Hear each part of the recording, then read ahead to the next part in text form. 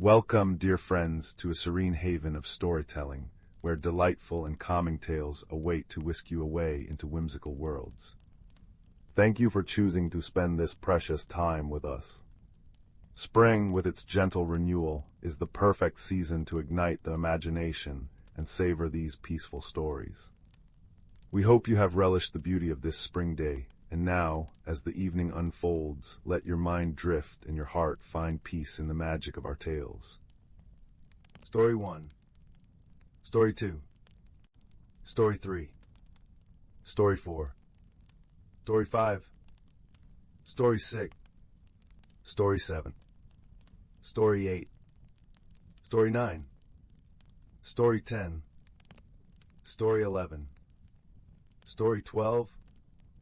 Story 13. Story 14.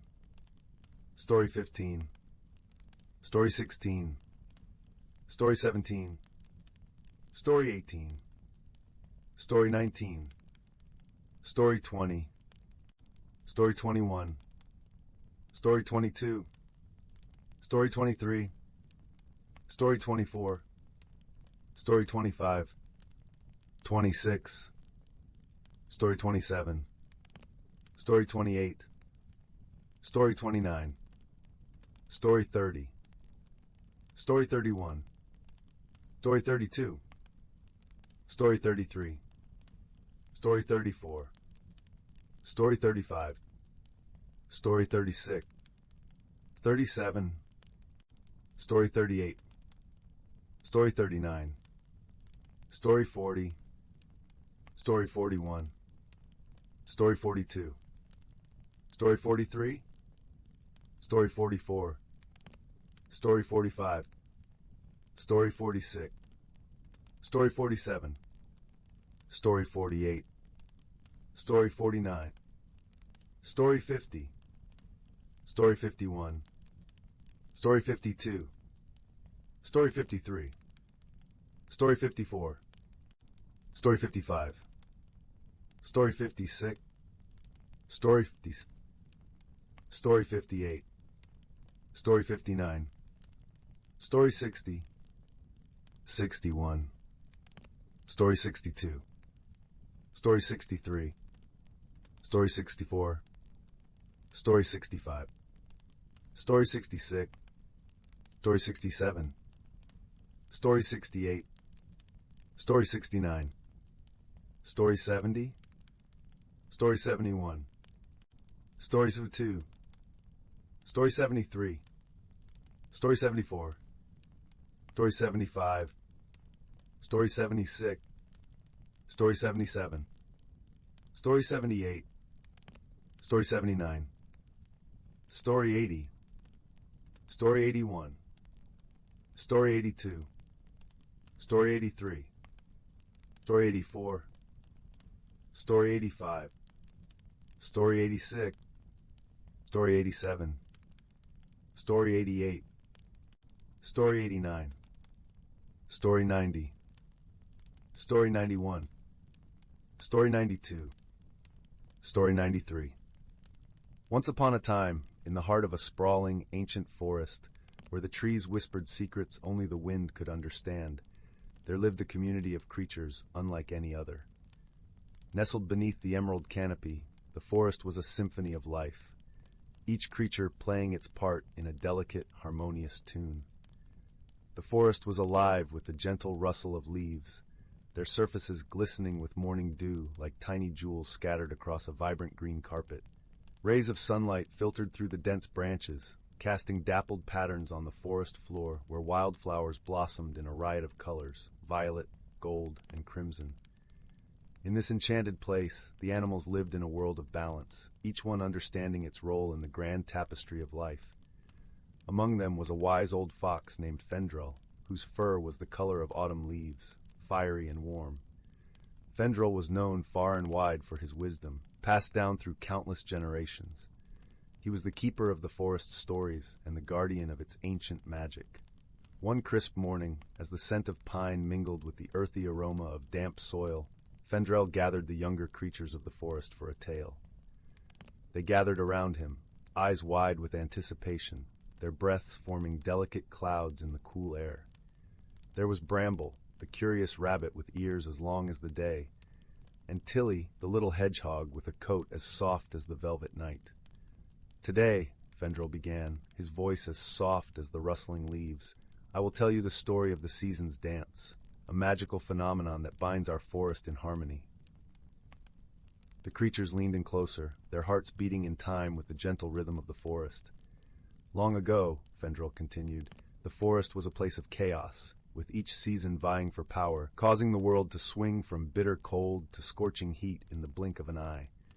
The trees would crack under the pressure of snow one day, only to be scorched by the relentless sun the next. The creatures were confused and frightened, unable to find their place in such turmoil.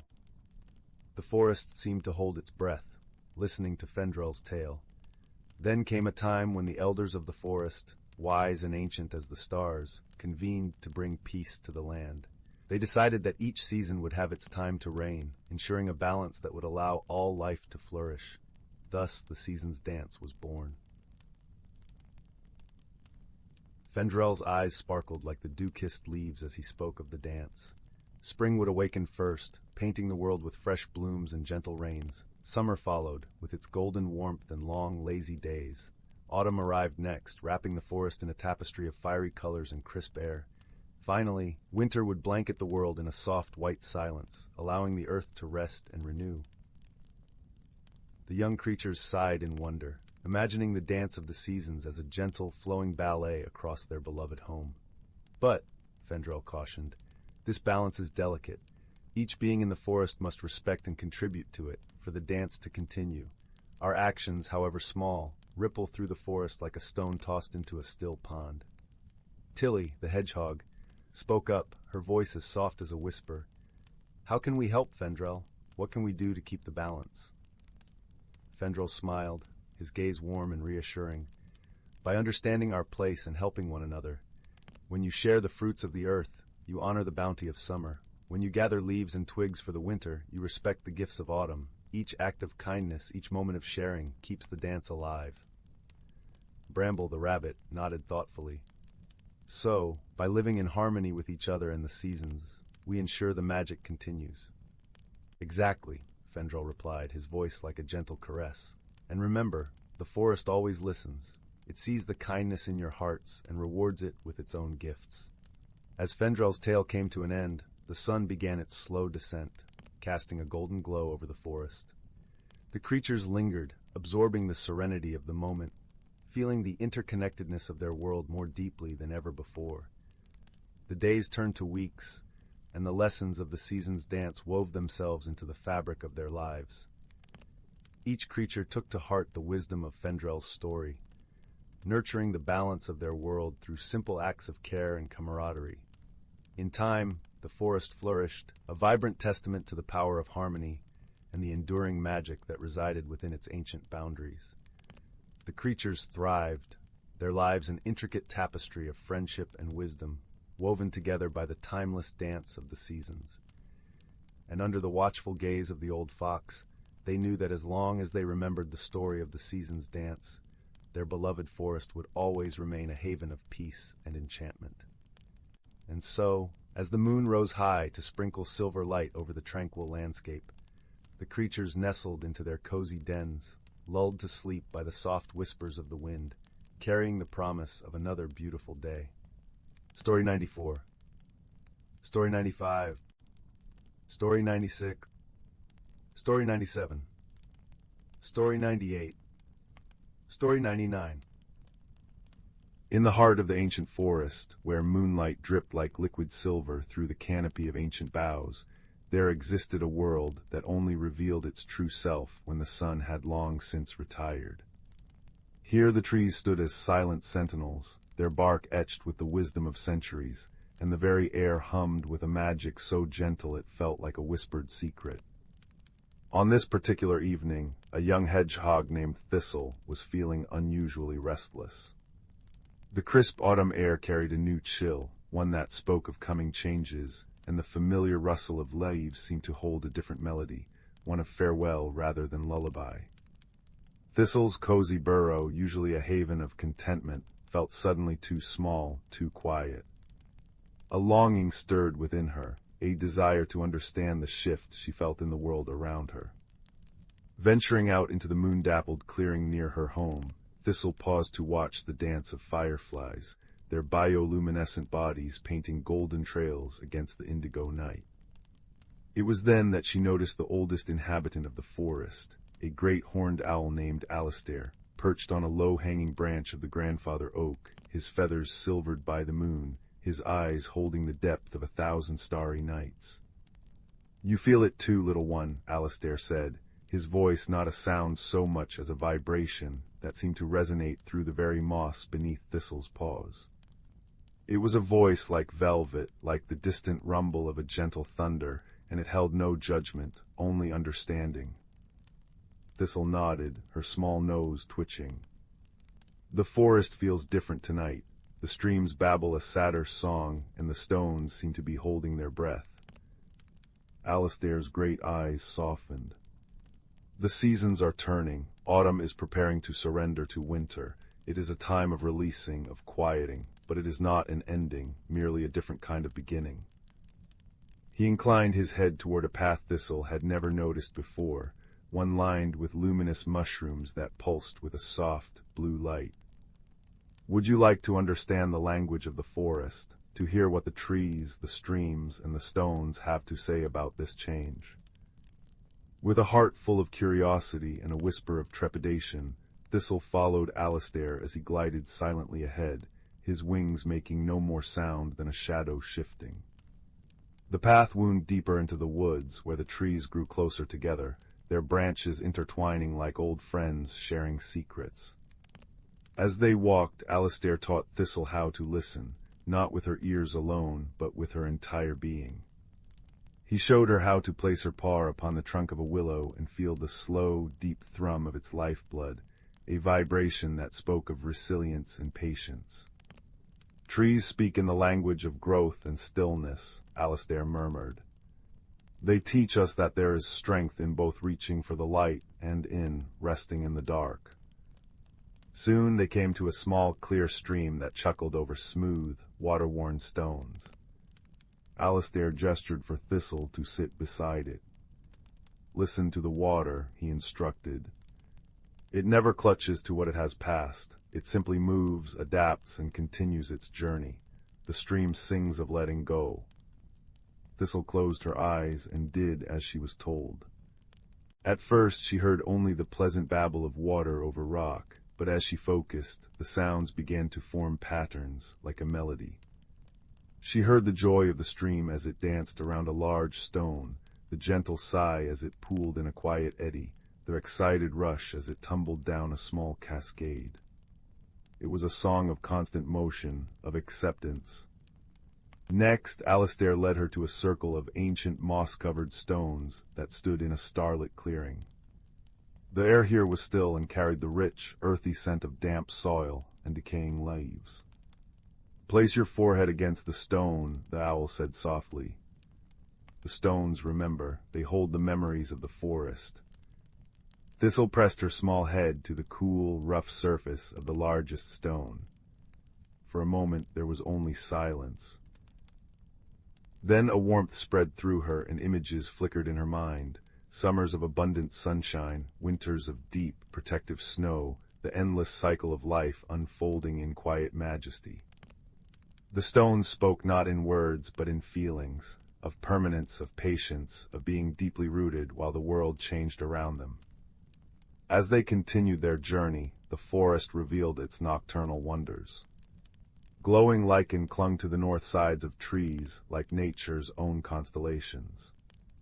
A family of foxes paused to regard them with intelligent, kind eyes before melting back into the shadows. Overhead, the leaves of the aspen trees trembled in a soft breeze, creating a sound like gentle rainfall, a natural ASMR that soothed Thistle's restless spirit. But as they reached the heart of the forest, a vast clearing where the moonlight pooled so brightly it seemed almost daylight, Thistle felt a pang of sadness. The magnificent bioluminescent fungi that usually carpeted the clearing were beginning to dim, their light fading like dying embers. The air, once warm and buzzing with life, now held a sharper edge. "It is happening," she whispered, her voice small. "The magic is fading." Alistair settled beside her on a fallen log covered in velvet moss. "Look closer, little one." As Thistle watched, she noticed that as one light faded, another took its place. Tiny, ice-like crystals were beginning to form on the branches of the surrounding fir trees, catching the moonlight and scattering it into 1,000 prismatic sparks. The stream at the edge of the clearing, which had been laughing freely, now moved with a slower, more deliberate grace, its surface beginning to crust with the first delicate lace of ice. "The forest does not die," Alistair said, his voice a gentle rumble. "It rests, it dreams, and in its dreams it gathers strength for the renewal to come. The magic is not fading, it is changing its form."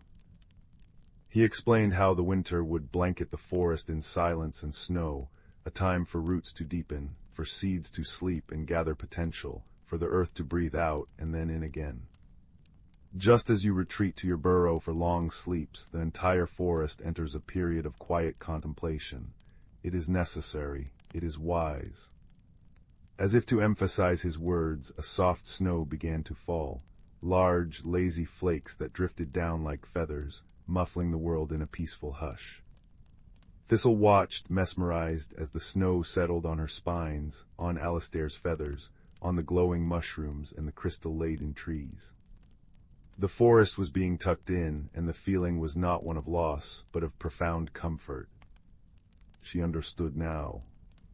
The sadness she had felt was not an end, but a part of the cycle, a gentle release, like the trees letting go of their leaves. It made the return of spring all the sweeter, the rebirth all the more magical. With a heart full of newfound peace, Thistle thanked Alistair, whose eyes twinkled with approval. "Remember this night, little one. Whenever change unsettles you, listen for the language of the forest. It will always guide you back to peace." The journey back to her burrow was transformed.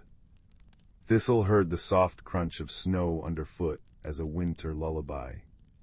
The sigh of the wind through the pine needles was a whispered promise of comfort.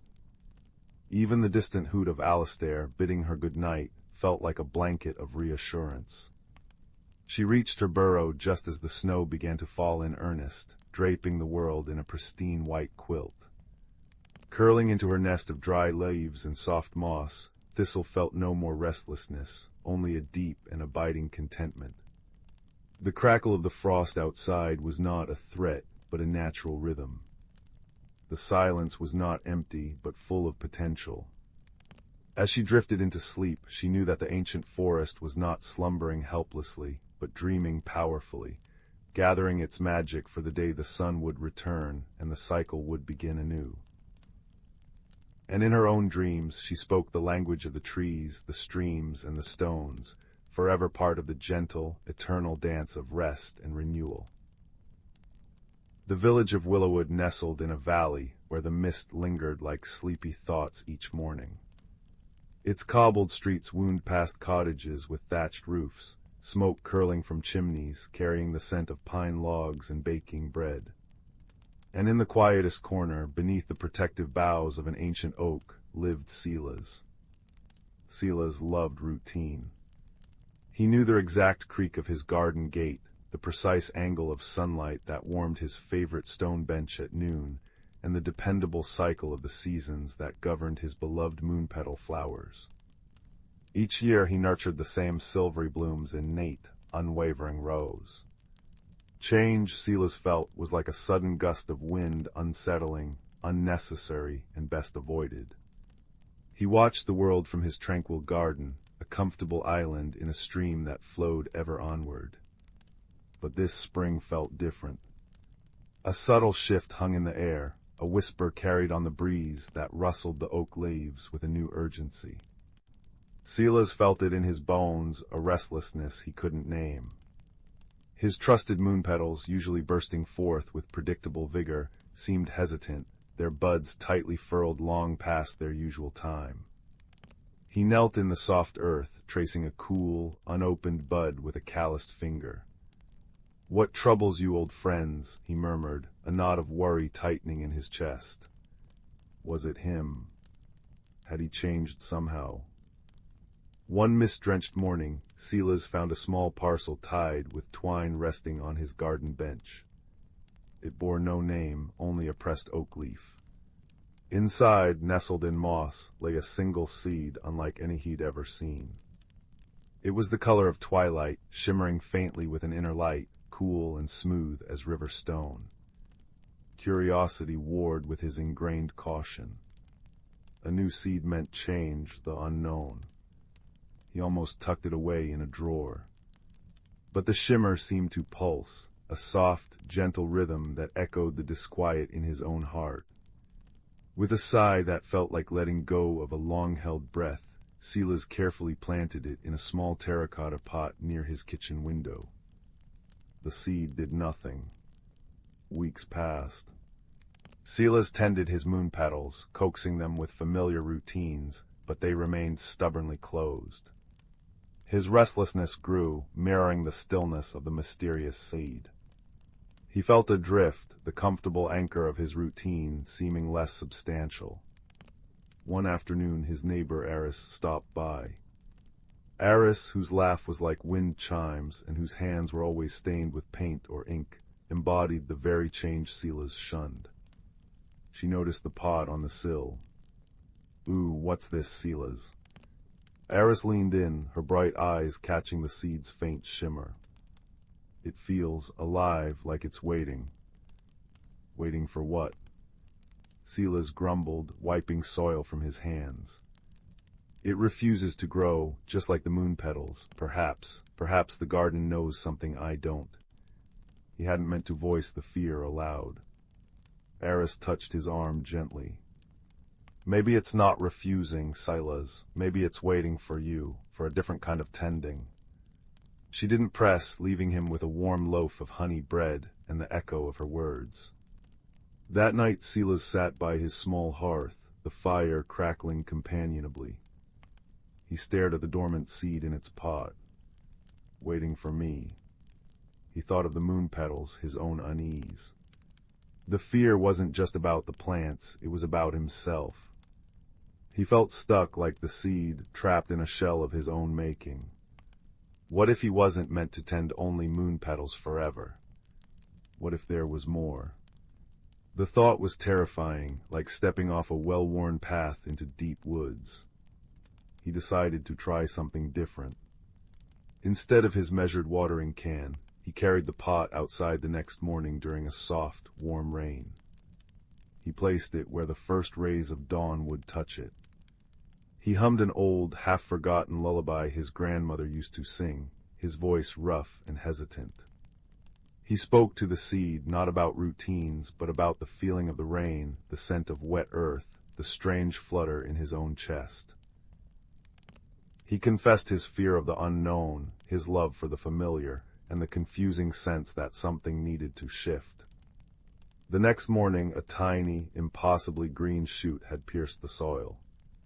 It was no bigger than a blade of grass, but it pulsed with the same soft light as the seed. Silas gasped. It felt like a direct response, a mirror to his tentative opening. Encouraged, he continued. He experimented, placing the seedling where afternoon sun dappled through the oak leaves. He brought it inside when the nights grew too chill. He watered it not on a schedule, but when the soil felt dry. He shared his thoughts, his worries about the moon petals, his memories, his small hopes. As Silas nurtured the seedling, something shifted within him too. The rigid knot of resistance began to loosen. He found himself noticing things he'd long taken for granted, the intricate pattern of frost on a spiderweb, the different songs of birds at dawn and dusk, the way Eris's laughter lifted his spirits. He even visited Elder Thistle, the village herbalist known for her quiet wisdom and shelves overflowing with strange, fragrant plants.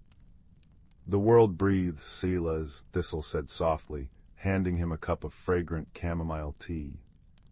Her cottage smelled of dried herbs and warm stone. "And so must we, holding too tightly to what can make us brittle. Your moon petals, perhaps they feel your own tight grip, and this new friend of yours. She gestured to the seedling, now sporting its first two delicate leaves, glowing softly on her windowsill. It thrives on your honesty, your willingness to listen. The seedling grew steadily, its stem thickening, leaves unfurling like miniature velvet pennants. It seemed to respond to Zyla's moods. On days he felt uncertain, it drooped slightly. When he felt a spark of wonder watching a butterfly, its light brightened. It was a living barometer of his inner world, a magical reflection of his own unfolding. He named it Whisper for the quiet way it communicated. Meanwhile, his moon petals remained obstinately closed. The sight pained Zyla's, a reminder of his perceived failure. One crisp autumn morning, he found frost had touched the outer buds. His heart sank. He sat heavily on his stone bench, the cold seeping through his clothes. He felt defeated. Perhaps he couldn't nurture growth, old or new. Eris found him there, shoulders slumped. Without a word, she sat beside him, her presence warm and solid. "Look," she said softly, pointing not to the moon petals, but to Whisper. The plant had grown tall and strong in its pot, crowned with a single, tightly furled bud that glowed with a deep, sapphire light. "It's almost ready, just like you, Zyla's." "Like me?" Zyla's asked, his voice thick. "You've changed," Eris said simply. "You listen more, you notice more, you let the world in even when it's scary. That's growth, it's beautiful." She placed a hand over his. "The moon petals might need to change too, in their own way. Maybe they need to rest differently this year. It doesn't mean you failed them." Her words were a gentle balm. Zyla's looked at Whisper's glowing bud, then at the frosted moon petals. He realized he had been clinging to the idea of the moon petals blooming as they always had, refusing to accept that perhaps this year their cycle was different. His fear wasn't just about change, it was about loss. But Eris was right. Resting wasn't dying. Changing wasn't disappearing. It was transforming. That evening, Zyla's built a small fire in the hearth. He brought Whisper's pot close. The sapphire bud trembled. He sat quietly, feeling the warmth of the fire, the cool night air at the window, the quiet thrum of his own heart, no longer fighting itself. He thought of the seedling's journey, his own small steps into the unknown, the support of Eris and Thistle. He thought of the moon petals resting beneath the frost, gathering strength for a different spring. As the village clock struck midnight, a soft chime filled the room. Whisper's bud unfurled. It wasn't a flower, but a bloom of pure, soft light sapphire blue at its heart, shifting to violet, then to a gentle silver at the edges. The light pulsed gently, filling the cottage with a cool, soothing radiance that held the peace of deep night and the promise of dawn. It didn't dazzle, it illuminated. It shone on Zyla's face, reflecting the quiet wonder in his eyes, and spilled out the window, touching the frosted moon petals in the garden. Under that gentle, magical light, something miraculous happened. The frosted moon petal buds, so tightly closed for months, began to soften. Slowly, hesitantly, then with growing confidence, their silvery petals unfurled. They didn't bloom with their usual vigor, but with a deep, serene beauty, their fragrance mingling with the cool night air, a scent of acceptance and quiet strength. Zyla's watched, tears warm on his cheeks. The magical light from Whisper hadn't forced the moon petals. It had simply created a space of peace, a gentle reminder that growth takes many forms. His rigid fear had been the frost, and his own unfolding, mirrored by Whisper's journey, had been the gentle warmth that allowed both the new light and the old flowers to find their way. Whisper's light bloomed for one perfect hour, bathing everything in its serene glow, then slowly dimmed, leaving the fully opened moon petals shimmering under the real moonlight. The plant itself didn't wither. It settled, its leaves a deep, contented green, the spent light bloom leaving behind a single, perfect seed nestled within its center. The next morning, Willowwood awoke to the unexpected sight of Zyla's moon petals blooming gloriously, albeit later than ever before, their silver petals dewed and radiant. And Zyla himself seemed different. There was a stillness about him, not the stillness of resistance, but the calm of deep-rooted peace. He moved through his garden with the same care, but his eyes held a new light, reflecting the world around him with quiet joy. He tended the moon petals, appreciating their enduring beauty, and he tended Whisper, now a sturdy, glowing plant holding the promise of new beginnings in its seed.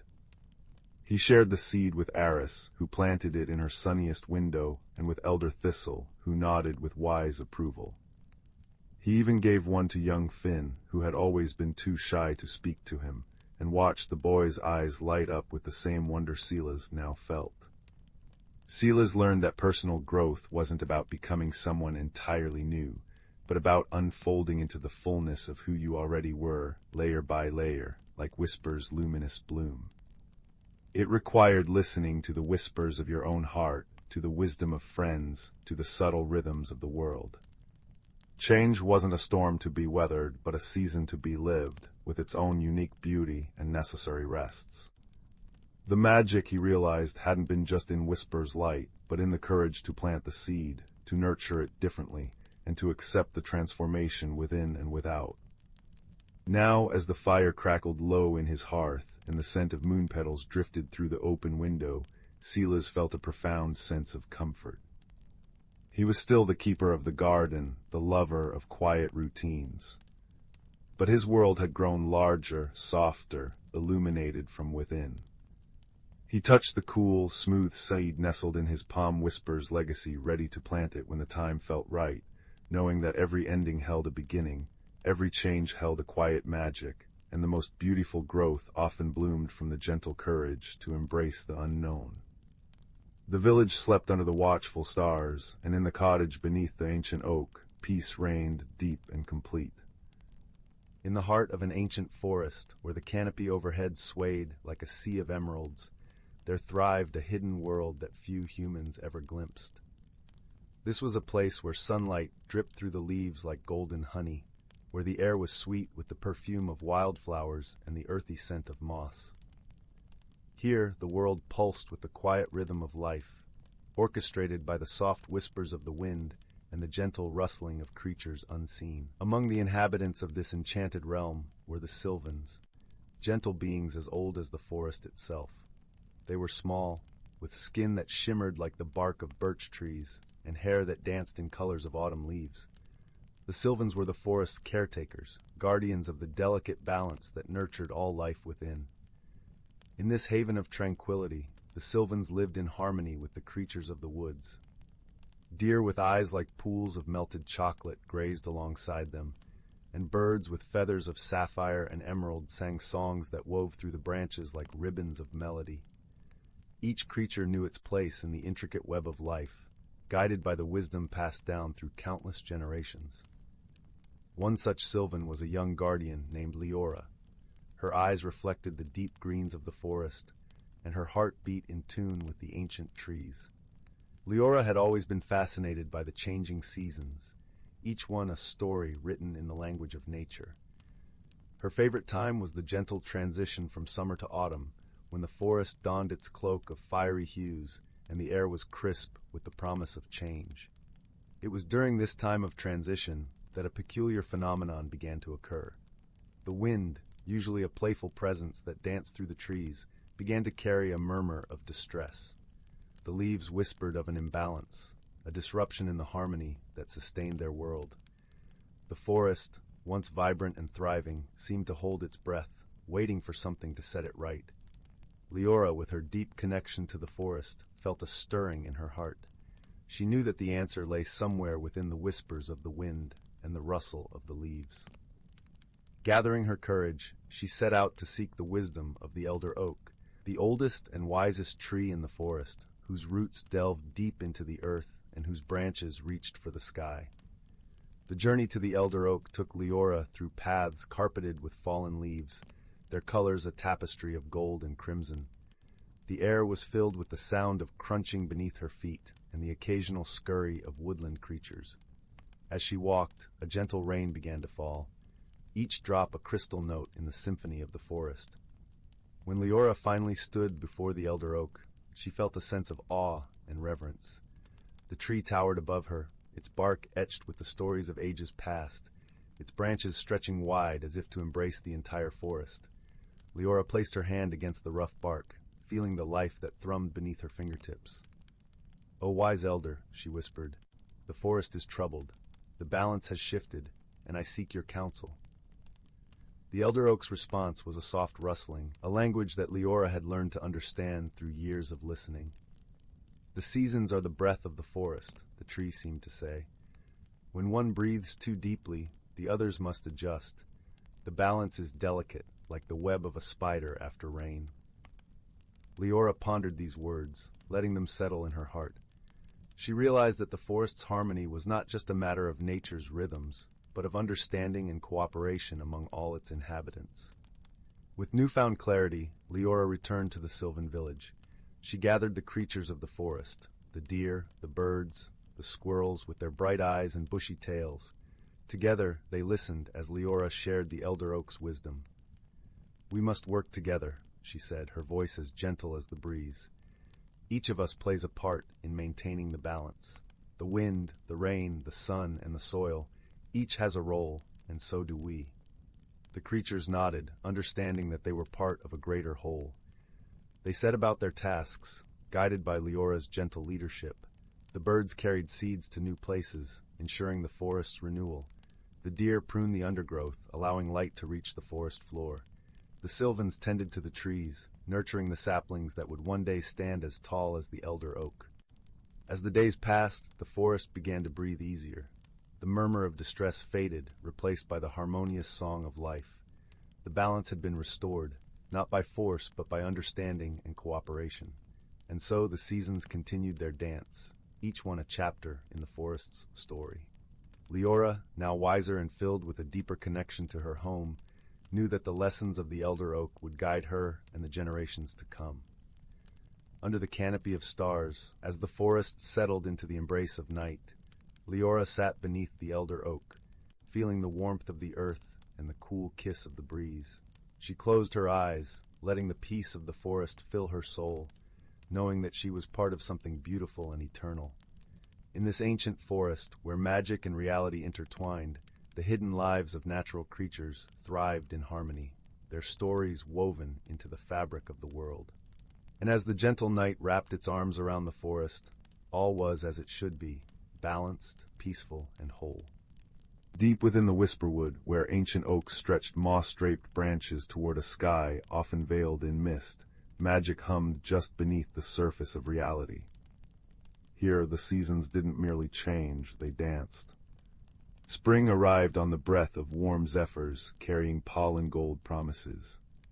Summer unfurled in emerald canopies that shimmered with firefly constellations. Autumn descended in a cascade of amber and crimson, each leaf a whispered secret. Winter wrapped the forest in a crystalline hush, where frost painted stories on frozen ponds. And in this realm the creatures lived not as mere inhabitants, but as guardians of an intricate, singing balance. Young Bramble, a hedgehog with spines like dewdrop-tipped thistles, lived in a cozy burrow lined with dried lavender and owl feathers. His grandmother, a badger named Sorrel with fur like storm-cloud silver, often spoke of the forest's hidden pulse. "Listen beyond the rustle," she'd murmur, her voice as comforting as the crackle of their hearth moss fire. "Hear the wind's lullaby, that's the breath of seasons, carrying dreams from the roots to the stars." Bramble would nestle into Sorrel's warmth, inhaling the scent of rain-soaked earth and wood smoke, feeling the forest's heartbeat thrum through the soil beneath them. One late summer evening, as crickets wove melodies into the twilight, an unnatural stillness settled. The breath of seasons faltered. No cooling breeze carried the scent of ripening blackberries or the distant promise of autumn's spice. Instead, the air grew thick and heavy, clinging like damp wool. Flowers drooped, their petals losing luster. Even the creek's usual chuckle faded to a listless sigh. Bramble watched a weary bluebird, feathers dulled, struggle to lift itself onto a wilting elderberry branch. "Grandmother," he whispered, his nose twitching at the stale air, "why does the forest hold its breath?" Sorrel's eyes, deep as mossy pools, grew solemn. She led Bramble to the heartstone glade, a clearing where moonlight pooled like liquid silver on a flat, moss-cushioned rock etched with spirals. "Long ago," Sorrel began, her paw tracing the carvings, "when the seasons tangled, the first guardians sang to the whispering winds. They reminded the winds of their purpose, to weave change, not stagnation." She described how generations past had faced such silences, always restoring harmony by understanding the connections. How the squirrel's buried nuts fed the soil, how the beaver's dam nurtured reeds where dragonflies hatched, how even the tiniest spider's web caught morning dew to quench thirsty ferns. The imbalance deepened. Without the wind's guidance, autumn's vibrant palette refused to awaken. Leaves remained stubbornly green yet brittle, and the air tasted of dust. Bramble noticed the forest's distress in every detail, the frantic scrabble of mice searching for water, the drooping caps of mushrooms that usually glowed with bioluminescent hope at dusk. A family of foxes, their coats patchy and thin, huddled miserably in their den. "We must help," Bramble declared, his small voice trembling but resolute. Sorrel nuzzled him. "Wisdom is the compass, little one. We listen, then act." They journeyed to the elder tree, a colossal oak where hollows glowed with the soft light of glowworms. There they convened with Fern, an ancient owl whose feathers held the patterns of frost and starlight, and Pip, a quick-witted dormouse who knew every root path in the forest. "The winds are lost," Fern hooted softly, her amber eyes reflecting the dimming moon. "Trapped in the high peaks where echoes confuse their song." Pip twitched his whiskers. "But why? The peaks have always sung back." Sorrel nodded. "Something silences the echo, something unnatural." Bramble remembered Sorrel's stories, how balance required every voice. He crept to the forest's edge where human artifacts sometimes drifted, a tattered kite, a smooth glass bottle. There, half buried in ferns, lay a shard of mirrored metal, reflecting the stagnant sky. It wasn't part of the forest's song. When sunlight hit it, the glare shot upward, blinding and harsh. "This," Bramble gasped. "It steals the mountain's echo." The mirrored shard had fallen from a passing hot air balloon, its unnatural reflection scattering the peak's harmonic response, leaving the winds directionless. With Pip's guidance, they rallied the forest. Badgers dug trenches to tilt the shard. Squirrels wove vines into a net. Fireflies lit their path as night deepened, their glow a constellation of determination.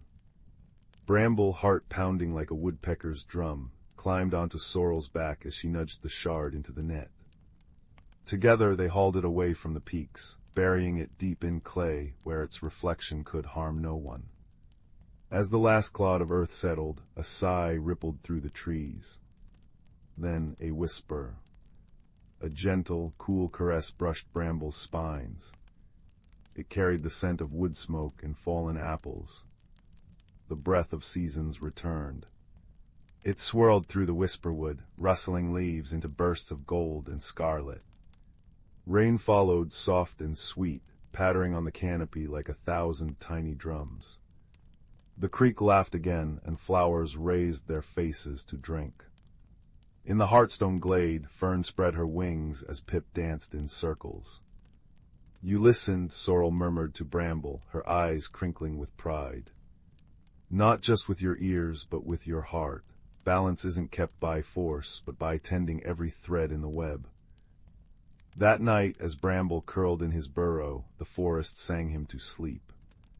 Outside, autumn's first frost painted silver lace on spiderwebs, and the wind hummed the ancient lullaby of change and renewal.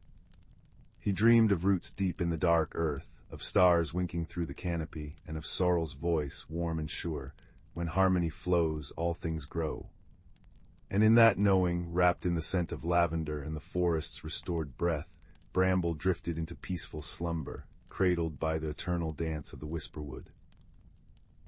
Deep within the whispering woods, where ancient oaks stretched gnarled fingers toward a sky veined with starlight, lived a world unseen by human eyes. Here the mossy earth breathed secrets, and the boundary between earth and enchantment shimmered like heat haze. Young Pip, a hedgehog whose quills still held the softness of youth, burrowed beneath the frost-kissed roots of Grandmother Willow. Her trunk, wide as a cottage, pulsed with the slow heartbeat of the forest. "Listen, little thorn," murmured Fern, an elderly badger whose silver-streaked fur mirrored moonlit snow. Her claws traced patterns in the loam, a map of seasons. When winter overstays its welcome, the heartstone slumbers too deeply. She pointed toward the glimmering glade, where the first crocuses should have pierced the snow weeks ago. Instead, an unnatural chill clung, silencing brooks and frosting spiderwebs into crystal lace. The seasonal dance was faltering. Pip shivered not from cold, but from the forest's unease. He felt it in his paws, the stifled hum of roots craving thaw, the drowsy frustration of squirrels whose nut caches dwindled.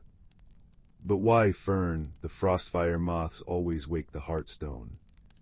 Each winter's end, these iridescent insects emerged, their wings shedding ember-bright dust to melt the glacial seal guarding the forest's magical core. This year their cocoons remained frozen in ice-locked birches. Fern's nose twitched, catching the metallic tang of lingering frost. The balance is askew, old tales whisper of this. When snow drowns spring's song, courage must thaw what magic cannot. She nudged a withered acorn toward Pip. Seek Thistle the hare, her ears hear the wind's oldest stories. Thus began Pip's pilgrimage beneath a sky bruised purple with unseasonable cold. Crunching through snow like shattered quartz, he passed ice-encased ferns that tinkled like wind chimes. He inhaled the crisp scent of pine sap bleeding from frozen bark and touched hoarfrost that melted into dew on his paw pads. Near Mistfall Creek, now a ribbon of black ice, he found Thistle, her fur puffed against the chill. "The north wind gossips," she whispered, ears pivoting toward distant mountains. A rock slide buried the sunstone caves. No dawn warmth reaches the frostfire cocoons. Her eyes, liquid amber in the gloom, held generations of weather wisdom. Only warmth born within the woods can rouse them now. Pip's heart sank. How could tiny creatures stir such cold? Yet Thistle nudged him onward. Find Bramble the bear, his den holds the emberblooms.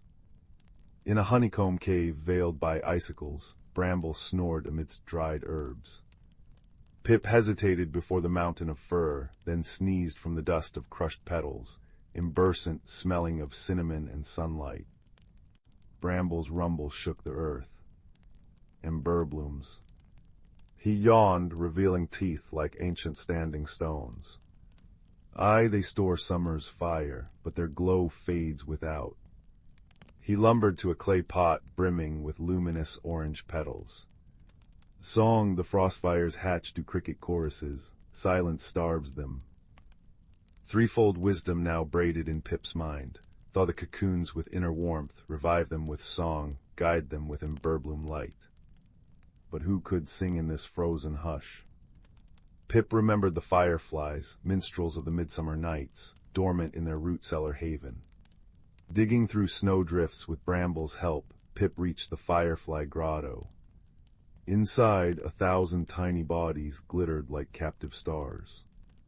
"Wake," Pip pleaded, placing emberblooms among them. The petals pulsed, casting coppery light on translucent wings. One firefly, Zelda, flickered awake. "The long dark," she buzzed weakly. Pip explained, his breath fogging the air. "Sing spring back, for the crickets sleep too deeply." Zelda rallied her kin. Soon the cavern shimmered with bioluminescent music, a chorus of clicks and hums that vibrated through stone, up roots into the frozen birches. Pip led them out, carrying emberbloom bouquets in Bramble's woven grass satchel. Their combined light painted the snow in molten gold. At the cocoon grove, Pip pressed his small body against the ice-clad trunks. He thought of fern stories, sun-dappled ferns, the kiss of rain on petals. Warmth bloomed in his chest, radiating through his quills. Ice wept. Cocoons split like ripe fruit. Frostfire moths struggled free, wings crumpled and damp. Zelda's choir swelled. The moths trembled, antennae lifting to the sound. Pip scattered emberbloom dust over them. It fused with their wings, igniting veins of liquid topaz. With a collective sigh, they took flight, a constellation ascending toward the Heartstone glade. Pip followed their comet trails. In the glade, the Heartstone, a monolith of mossy quartz, lay entombed in glacial blue ice. The moths circled it, shedding glowing dust that hissed where it touched frost. Pip joined them, pressing his paws to the ice, pouring every memory of warm earth and wildflower perfume into the stone. Cracks spiderwebbed. Light erupted, not blinding, but a gentle effulgence like dawn breaking underwater. Ice melted into rivulets that sang as they flowed. Snowdrifts sighed into moss. Crocuses erupted like violet applause. Fern arrived with thistle and bramble, their eyes reflecting the rekindled Heartstone. "Well done, little thorn," Fern rumbled, nuzzling Pip's head. "You wove many threads into one tapestry." As spring unfurled, crickets chirping, brooks babbling, leaves unfurling like shy green hands, the creatures gathered beneath Grandmother Willow. Pip nestled against Fern's flank, watching fireflies paint the dusk. "Balance isn't stillness," Fern murmured to all, "but the courage to mend what's broken. Remember, the forest's song needs every voice, the moth's glow, the firefly's tune, the hedgehog's warmth, even an old badger's tales." Stars blossomed overhead, their light filtered through newborn leaves. Pip closed his eyes, lulled by the symphony of peepers and rustling ferns.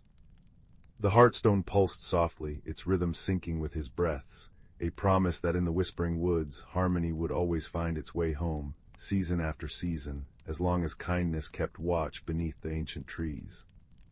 And in that certainty, deeper than roots, sweeter than wild honey, every creature drifted into dreams woven with the quiet magic of renewal. Deep within the ancient forest of Eldermere, where the moon poured its silver light like liquid through the canopy of ancient boughs, there existed a world that only revealed its true nature when the sun dipped below the horizon. Here the trees stood as silent sentinels, their bark etched with the wisdom of centuries, and the very air hummed with a magic as old as the stars themselves. On this particular night, when the moon hung full and heavy like a luminous pearl in the velvet sky, a young fox named Kalen ventured further than he ever had before. His russet fur was brushed with silver moonbeams, and his paws made no sound on the carpet of moss and fallen leaves. He was following a trail of softly glowing mushrooms that pulsed with a gentle blue light, their bioluminescence creating a pathway through the deepening shadows. Kalen had heard the elders speak of the Heartwood Glade, a place where the magic of the forest gathered most strongly, where the trees whispered secrets to those who knew how to listen. Though his heart beat with a mixture of trepidation and wonder, he felt drawn forward by an invisible thread of curiosity. As he walked, the forest came alive around him. Fireflies wove patterns of gold in the air, their light mingling with the silver moonbeams filtering through the leaves. The stream that meandered through the woods babbled a soothing melody, each ripple and eddy forming words in the ancient language of water, a language that spoke of journeys to distant lands and the comfort of returning home. Kalen paused by the stream, dipping his nose to the cool, clear water. As he drank, he heard the stones beneath the surface humming a low, resonant tune. They told of patience, of being worn smooth by time and water, of holding fast through seasons of flood and drought.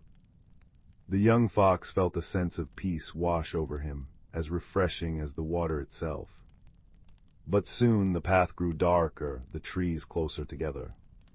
Kalen realized he had wandered into a part of the forest where the moonlight struggled to penetrate. The glowing mushrooms had faded, and an unease settled in his chest. The gentle rustle of leaves now sounded like whispers of warning, and the familiar creak of branches seemed like sighs of concern. It was then that a soft voice spoke from above, gentle as the rustle of silk. "You have journeyed far from your den, little one." Kalen looked up to see a great horned owl perched on a moss-covered branch. Her feathers were the color of twilight, and her eyes held the depth of the night sky, sprinkled with flecks of gold that seemed to capture the starlight. This was Lyra, the eldest of the nocturnal guardians, whose wisdom was as vast as the forest itself. "I was following the light," Kalen explained, his voice barely a whisper. "I wanted to see the Heartwood glade." Lyra blinked slowly, her gaze kind. "The path to wisdom is not always illuminated, young seeker. Sometimes we must walk through shadows to appreciate the light." She extended one wing, gesturing for him to continue alongside her. "Come, the forest has lessons for those willing to listen with more than just their ears." Together they moved deeper into the woods. Lyra flew silently from tree to tree, while Kalen followed below. As they traveled, the owl taught him how to listen to the language of the forest, how the different rustles of leaves conveyed messages, how the pitch of the wind through pine needles differed from its song through oak leaves, how the pattern of rainfall on various surfaces created a symphony of soft percussion. "Every element has its voice," Lyra explained as they paused by a particularly ancient oak. "Place your paw here against the bark." Kalen did as instructed, and to his amazement, he felt a gentle vibration through his pads, a slow, rhythmic pulsing that seemed to echo the heartbeat of the forest itself. The trees' whispers filled his mind, not with words but with feelings. The joy of spring buds unfurling, the contentment of summer shade, the release of autumn leaves, the deep rest of winter dormancy. "All things move in cycles," Lyra said softly. "To everything there is a season of growth and a season of rest. Neither is more important than the other." As they continued, the forest began to change around them. The trees grew taller and broader, their branches intertwining to form a natural cathedral overhead. Bioluminescent fungi clung to fallen logs, casting an ethereal glow that illuminated their path. Then, through a natural archway of weeping willow branches, they stepped into the Heartwood glade. Kalen caught his breath. The clearing was circular, surrounded by ancient trees whose bark shimmered with what appeared to be embedded starlight. At the center stood a magnificent silver birch that seemed to glow with its own inner light. The air hummed with magic, and the very ground beneath his paws felt alive with energy. But as Kalen stepped forward to approach the birch, he noticed something concerning. One side of the glorious tree appeared slightly faded, its leaves lacking the vibrant silver sheen of the others. A cluster of the glowing mushrooms at its base had dimmed to a faint pulse rather than their steady glow. "The tree is unwell," Kalen observed, his heart sinking. Lyra alighted on a low branch nearby. "The seasons have been unkind this year. The rains came too fiercely in spring, washing away much of the nutrient-rich soil from its roots. Then the summer sun burned too hot for too long. The tree has given its energy to protect the younger saplings around it, and now it struggles to replenish itself." Kalen looked at the weary tree, then at the vibrant forest around them. "What can be done?" "The forest knows how to heal itself," Lyra said, "but sometimes it needs assistance from those who walk its paths. Listen, what do you hear?" Kalen closed his eyes, focusing all his attention. Beyond the obvious sounds of rustling leaves and distant owl calls, he began to discern subtler notes, the soft patter of beginning rainfall on leaves, the gurgle of a nearby spring, the faint crackle of energy from the bioluminescent plants. Then he heard it, a whisper from the stream that bordered the glade. It spoke of minerals and nourishment that flowed from the mountain peaks, of how the water could carry healing properties to where they were most needed if only something would guide it. "The stream," Kalen said, opening his eyes. "It can help, but it needs to be directed to the tree's roots." Lyra's golden eyes gleamed with approval. "Wisdom often comes when we listen to the world around us rather than only to our own thoughts." With newfound purpose, Kalen set to work. Using his paws, he began to dig a small channel from the stream toward the silver birch. The earth was soft and fragrant, rich with the scent of damp soil and decaying leaves. As he worked, other nocturnal creatures emerged from the shadows, drawn by the energy of the glade. A badger with stripes that shimmered like moonlight came to help move larger stones. Moths with wings like stained glass fluttered overhead, their gentle wing beats stirring the air. Even the fireflies gathered, forming a living chandelier that provided light for the work. As the gentle rain continued to fall, its patter on leaves creating a soothing rhythm, the stream began to flow along the new channel Kalen had created. The water swirled around the base of the silver birch, carrying with it the minerals and nourishment from distant mountains. Almost immediately, a change began to occur. The tree's faint glow intensified, pulsing in time with the forest's heartbeat. The faded leaves regained their silver sheen, catching the moonlight like countless tiny mirrors. The mushrooms at its base brightened, their blue light becoming steady and strong. But the most miraculous transformation happened next. As the tree drew nourishment from the water, it began to release tiny, glowing seeds that floated upward like reverse snowfall. Each seed pulsed with soft light as it rose, joining the fireflies and moths in a dazzling aerial dance. When they reached the height of the canopy, the seeds burst into delicate silver sparks that drifted slowly downward, settling on every plant and creature in the glade. Where the sparks landed, new bioluminescent flowers bloomed, their petals glowing with soft hues of blue, violet, and silver. The moss covering the stones brightened to an emerald green that seemed to radiate its own light. Even the animals found their fur or feathers dusted with temporary starlight that slowly faded to a soft glow.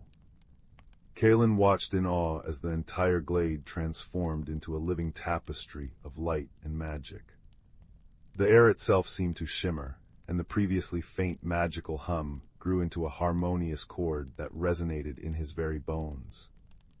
Lyra flew down to perch beside him. "You see, young one, the forest gives freely to those who understand its language.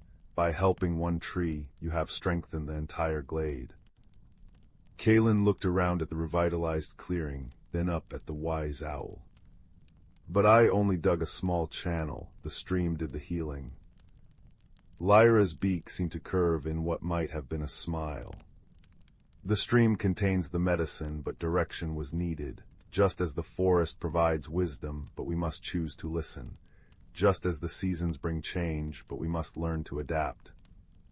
They sat in comfortable silence for a time, watching as the nocturnal creatures celebrated the renewal of the glade. The silver birch now stood radiant and strong, its branches swaying gently in a breeze that carried the scent of rain-washed forest and blooming night flowers. "Remember this night," Lyra said softly.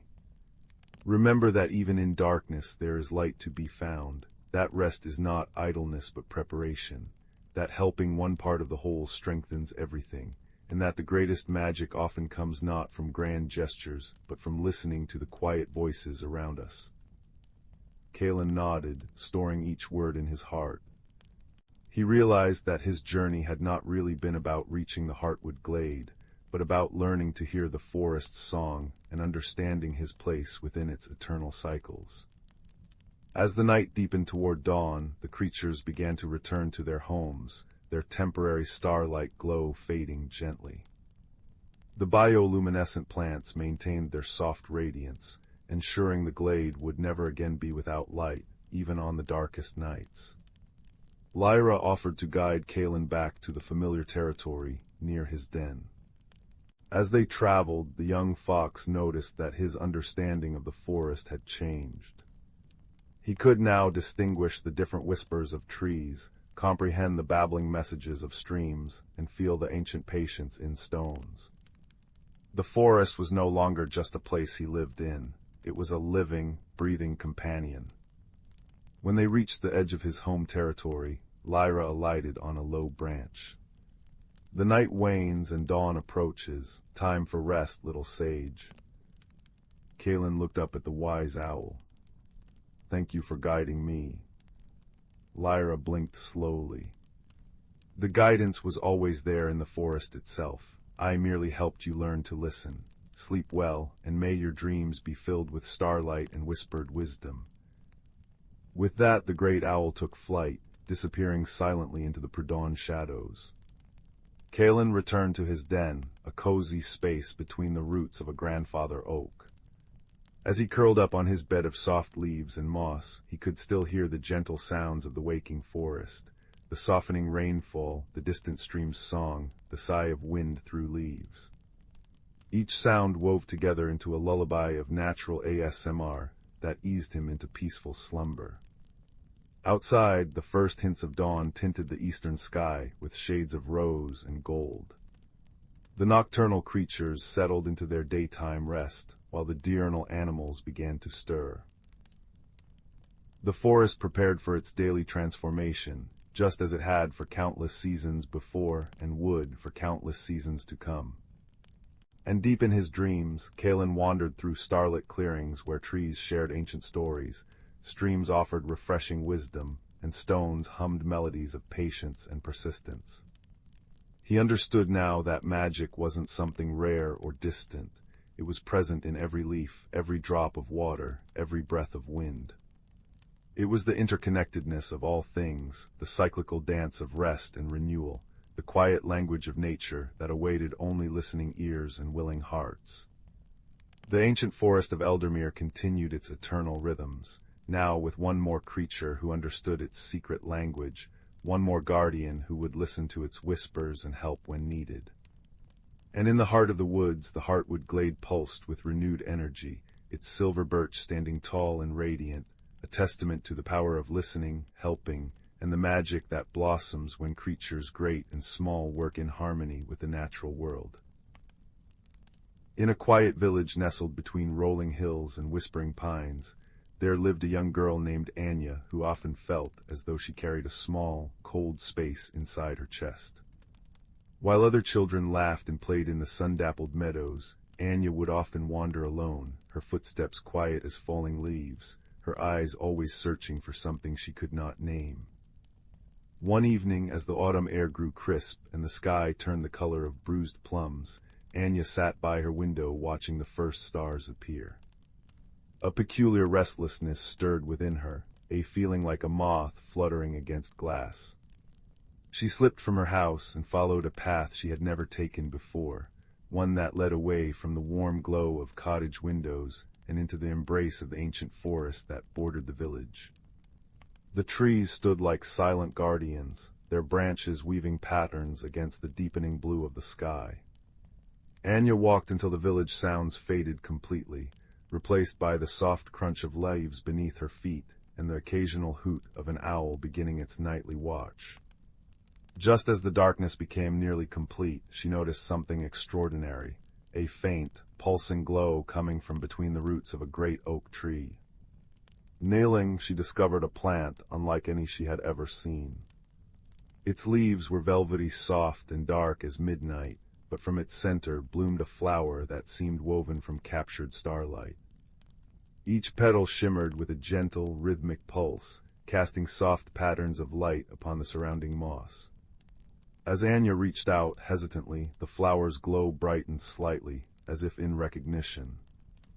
"Hello, little one," she whispered, her breath forming silvery clouds in the cool air. Carefully, so carefully, she cupped the blossom in her hands. To her astonishment, it detached easily from its stem, resting in her palm like a living ember. Its light pulsed warmly against her skin, and as she held it, the peculiar coldness in her chest began to fade, replaced by a sensation not unlike sipping hot tea on a winter's morning. With the glowing flower cradled in her hands, Anya noticed something else, a path she was certain hadn't been there moments before. It was bordered by mushrooms that gave off their own soft bioluminescence, creating a winding trail deeper into the forest. The starflower in her hands pulsed a little brighter, as if encouraging her forward. And so her journey began. The path led her through parts of the forest that felt both familiar and utterly strange. Ancient trees stood with bark that seemed to shift and change in the flower's light, sometimes appearing as ordinary oak and maple, other times looking like silver-barked sentinels from a forgotten age. The air smelled of damp earth, pine resin, and something else, something like cinnamon and old parchment. After walking for what felt like both moments and hours, Anya emerged into a clearing where the moonlight fell in silvery pools. At the center stood a creature that made her catch her breath, a great fox with fur the color of autumn leaves and eyes that held the wisdom of centuries. Between its paws rested a small, intricately carved box that seemed to be made of polished moonstone. "You found the star nettle," the fox said, its voice like the rustling of leaves. Few can even see it, let alone have it respond to their touch. Anya, though startled, found she wasn't afraid. "What is it?" she asked, her voice barely above a whisper. "It is a key," the fox replied, "and a guide. It responds to those who carry emptiness within them, not because they are lacking, but because they have space for wonder." The fox nudged the moonstone box forward. "This contains something that has been lost for many turnings of the seasons. The star nettle has chosen you to help return it." Anya opened the box to find a single, perfect feather that shimmered with all the colors of the aurora. As she lifted it, the feather seemed to weigh nothing at all, yet she could feel its importance humming in the air around them. "The forest of whispers is fading," the fox explained sadly. "The memory of magic is slipping away like sand through fingers. This feather belongs to the guardian of the northern lights who has slept too long. Without its return, the balance between worlds will tip, and this forest, and all the magic it contains, will fade into ordinary woods." The fox explained that the journey would take her to the northern meadows, where the sky touched the earth. She would need to follow the star nettle's glow, which would brighten as she drew closer to her destination. There would be challenges, the fox warned, not of monsters or dark forces, but of doubt and loneliness. And so Anya set out, the star nettle pulsing in one hand, the feather resting safely in her pocket. The forest seemed to shift around her, paths appearing and disappearing according to some ancient design known only to the woods themselves. The first night, as she curled beneath the roots of a sheltering tree, Anya discovered the star nettle's second gift. When held close, it emitted a warmth that kept the autumn chill at bay. As she drifted to sleep, the flower's light played across her closed eyelids, and she dreamed of dancing lights in faraway skies. Her journey continued through landscapes that blurred the line between dream and reality. She crossed streams where the water sang soft lullabies as it flowed over smooth stones. She passed through groves where the trees whispered stories of ages long past, their voices like the creaking of old rocking chairs. Sometimes the path would fade and doubt would creep into Anya's mind. What was she doing, a child alone in an enchanted forest? But then the star nettle would pulse reassuringly, and a new path would reveal itself, marked by glowing mushrooms or fireflies that danced in deliberate patterns. After 3 days of travel, Anya came to a place where the forest grew quiet, too quiet. The usual rustlings and chirpings had faded away, leaving only the sound of her own breathing. Before her stretched a bridge made of woven vines and ancient wood, arching over a ravine so deep she couldn't see the bottom. The bridge looked fragile, swaying gently in the breeze. The star nettle's glow dimmed slightly. Anya's heart beat faster. She thought of turning back, of finding another way around. But as she peered into the gloom of the ravine, she realized there was no other path. The forest pressed in tightly on both sides, leaving the bridge as the only way forward. Taking a deep breath, she placed one foot on the bridge. It creaked ominously but held. Step by careful step, she made her way across, her hands gripping the vine railings tightly. Halfway across, a wind rose up from the ravine, causing the bridge to sway more violently. The star nettle slipped from her nervous fingers, tumbling down into the darkness below. "No," Anya cried, her voice small against the vastness.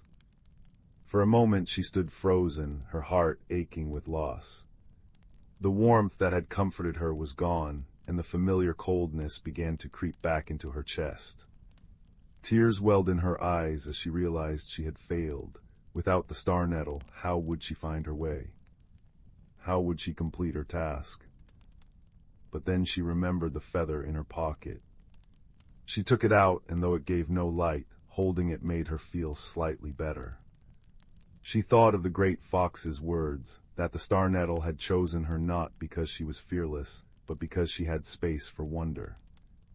Perhaps it had chosen her because she knew what it was to feel loss, and thus understood the importance of what she was trying to restore.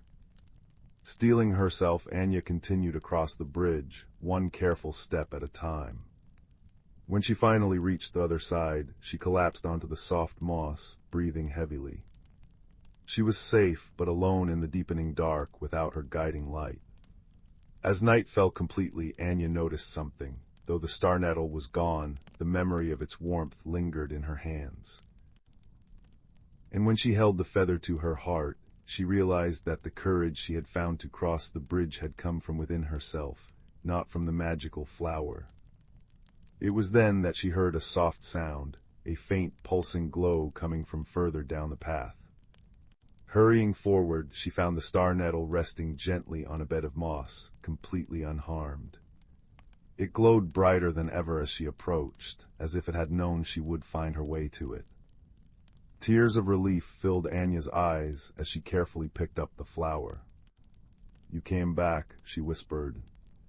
The star nettle pulsed warmly in response, and Anya understood. The magic wasn't just in the flower. It was in her connection to it, in her willingness to continue even when afraid. Days turned into weeks as Anya journeyed northward. The air grew colder, and the first snowflakes began to dance in the air. The forest changed around her, the trees becoming slender white birches that stood like bones against the gray sky. The star nettle's glow grew stronger with each passing day, its light reflecting off the frost that coated every surface. One evening, as the northern lights began to shimmer overhead like curtains of emerald and violet, Anya emerged from the forest into a wide meadow blanketed in snow. At the far end stood a magnificent creature, a great bird with feathers that shimmered with the same otherworldly light as the aurora above. But the bird stood motionless, its eyes closed, as if trapped in an enchanted sleep. This was the guardian. Anya approached slowly, the star nettle glowing so brightly now that it cast no shadow. She could feel the feather in her pocket humming in recognition. As she drew near, she saw that the guardian looked weary, even in sleep. Its magnificent plumage seemed dimmed, and its breathing was shallow. Remembering the moonstone box, Anya took out the feather. The moment it left her pocket, it floated upward as if caught by an invisible breeze, then gently drifted down to rejoin the guardian's plumage. Where it settled, a soft light spread through the bird's feathers, like warmth returning to cold hands. The guardian's eyes fluttered open, eyes that contained entire galaxies within their depths. It regarded Anya with ancient knowing, then bowed its great head in gratitude. "Thank you, child of the mortal world," its voice echoed in her mind, gentle as falling snow. The forgetting had almost taken me completely. As the guardian stretched its wings, the northern lights above flared into brilliant life, dancing with renewed energy. Colors Anya had never seen before, impossible colors that existed only in dreams, swirled across the sky. The very air seemed to sparkle with renewed magic. "The balance is restored," the guardian said. "Because of your courage, the forest of whispers will remember itself. The magic will flow again." Anya felt the cold space inside her chest fill completely. not with magic, but with a deep sense of peace and connection. She had found what she hadn't known she was searching for. The journey home was different. The forest seemed brighter, more alive. Trees she passed seemed to lean slightly toward her, as if in gratitude. Animals she had never seen before, creatures of light and shadow, peeked out from behind trees before disappearing again. The star nettle's glow gradually dimmed as they neared the village, its job complete. When she reached the great oak where she had first found the flower, it pulsed one last time before floating from her hands and reattaching itself to its stem. The glow faded until it was just an ordinary-looking plant once more, though Anya knew the magic was still there, waiting for the next person who needed to find it. The great fox was waiting for her at the forest's edge. "You have done what few could," it said, its autumn-colored fur blending with the falling leaves. "The forest remembers you now. Whenever you need its comfort, it will welcome you." Anya returned to her village as the first true snow began to fall, blanketing the world in soft white. She slipped back into her house and into her bed without waking anyone. As she drifted to sleep, she could still see the northern lights dancing behind her closed eyelids. The next morning and in the days that followed, Anya seemed changed to those who knew her. The quiet sadness that had often clouded her eyes was gone, replaced by a quiet knowing. She still enjoyed her solitary walks in the woods, but now she moved with purpose, as if sharing secrets with the trees. On clear winter nights, when the northern lights were particularly bright, Anya would sometimes slip away to the forest's edge. There she would often see a flash of autumn-colored fur or hear a voice like rustling leaves, and she would know that the magic she had helped save was thriving. And sometimes, when she placed her hand against the bark of certain ancient trees, she could feel a faint, familiar warmth pulsing within, the memory of magic and of a journey that had transformed not just a forest, but a young girl who had discovered that the greatest magic often lies not in extraordinary things, but in the ordinary courage to care for them. As the years passed, Anya became the village storyteller, sharing tales of enchanted forests and northern lights with wide-eyed children. She never spoke of her own journey, but sometimes, when telling particularly magical stories, her hands would cradle an invisible warmth, and those listening would feel an unexplained sense of peace settle over them. On the night she became a grandmother for the first time, as she held her newborn grandchild by the fireplace, Anya noticed a familiar pulsing glow coming from the window. Outside, nestled in the snow, was the star nettle, glowing gently, as if to welcome the new life into a world that still held magic for those who knew how to look for it. And as the baby's eyes fluttered closed in sleep, Anya began to whisper a story of enchanted forests and gentle foxes, of bridges that required courage to cross, and of lights that danced in faraway skies. Her voice wove a tapestry of warmth and wonder that wrapped around the sleeping child like a blanket, ensuring that the magic would continue, passed down through stories and through hearts brave enough to believe in them. Outside, the northern lights danced in celebration, their colors reflected in the falling snow, while deep in the forest, a great fox smiled beneath the ancient trees, knowing that the magic was safe for another generation. And somewhere between waking and dreaming, a star nettle pulsed gently, waiting for the next heart that needed its light. In a quiet village nestled between whispering pines and a murmuring river, there lived a young boy named Kalen, who carried a peculiar sadness in his heart.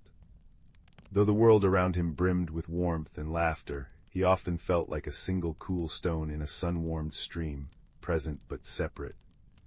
His grandmother used to say that every person carried their own light inside them, but Kalen worried his had gone out, for he could no longer feel its glow. One autumn evening, as the sun dipped below the horizon like a golden coin dropped into a violet purse, Kalen sat by the hearth watching embers dance. The fire crackled and popped, telling its ancient stories in a language of light and heat. His grandmother's old stories whispered through his memory, tales of the Glimmerwood, where trees remembered every secret ever told to them, and of the Emberfolk, gentle beings who tended the world's inner fires. That night, as frost painted delicate patterns on his window pane, Kalen noticed something unusual among the dying embers. A single coal continued to glow with a persistent, ruby light, pulsing softly like a sleeping heartbeat. Drawn by its strange warmth, he reached carefully into the ashes and retrieved it. To his astonishment, the ember didn't burn his skin, but rested in his palm like a sleepy ladybug, radiating gentle heat. As he held it, the ember brightened, casting dancing shadows that seemed to form shapes, a winding path, tall trees, a creature with bright eyes. A soft voice, like the sound of leaves brushing together, whispered through the room, "When your own light falters, follow another's glow." With the mysterious ember cupped in his hands, Kalen wrapped himself in his warmest cloak and stepped into the moonlit night. The ember pulsed more strongly as he moved toward the forest edge, its light creating a small pool of warmth around him in the crisp air. Crickets sang their evening chorus, and the scent of damp earth and pine needles rose to meet him as he entered the woods. The forest felt different tonight, more awake, more aware. Trees seemed to lean in to observe the glowing visitor, their branches creating a cathedral ceiling above the path. The ember's light reflected in countless dewdrops, transforming the forest floor into a scattered constellation. After walking for what felt like both moments and hours, Kalen noticed the ember's pulse quickening. Its light stretched forward like a golden thread, pointing toward a massive oak with silver bark that shimmered in the moonlight. As he approached, he saw that the tree's trunk held an opening just large enough for a child to slip through, an opening that hadn't been there yesterday, he was certain. Taking a deep breath of the cool, pine-scented air, Kalen stepped through the doorway in the tree. The world transformed. Colors deepened, sounds clarified, and the air itself seemed to shimmer with magic.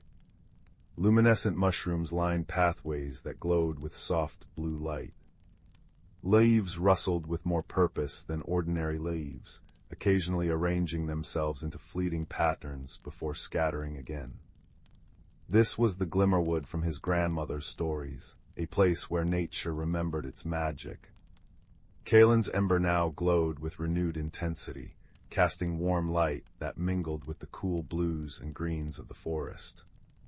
As he walked deeper along the glowing path, he noticed something peculiar.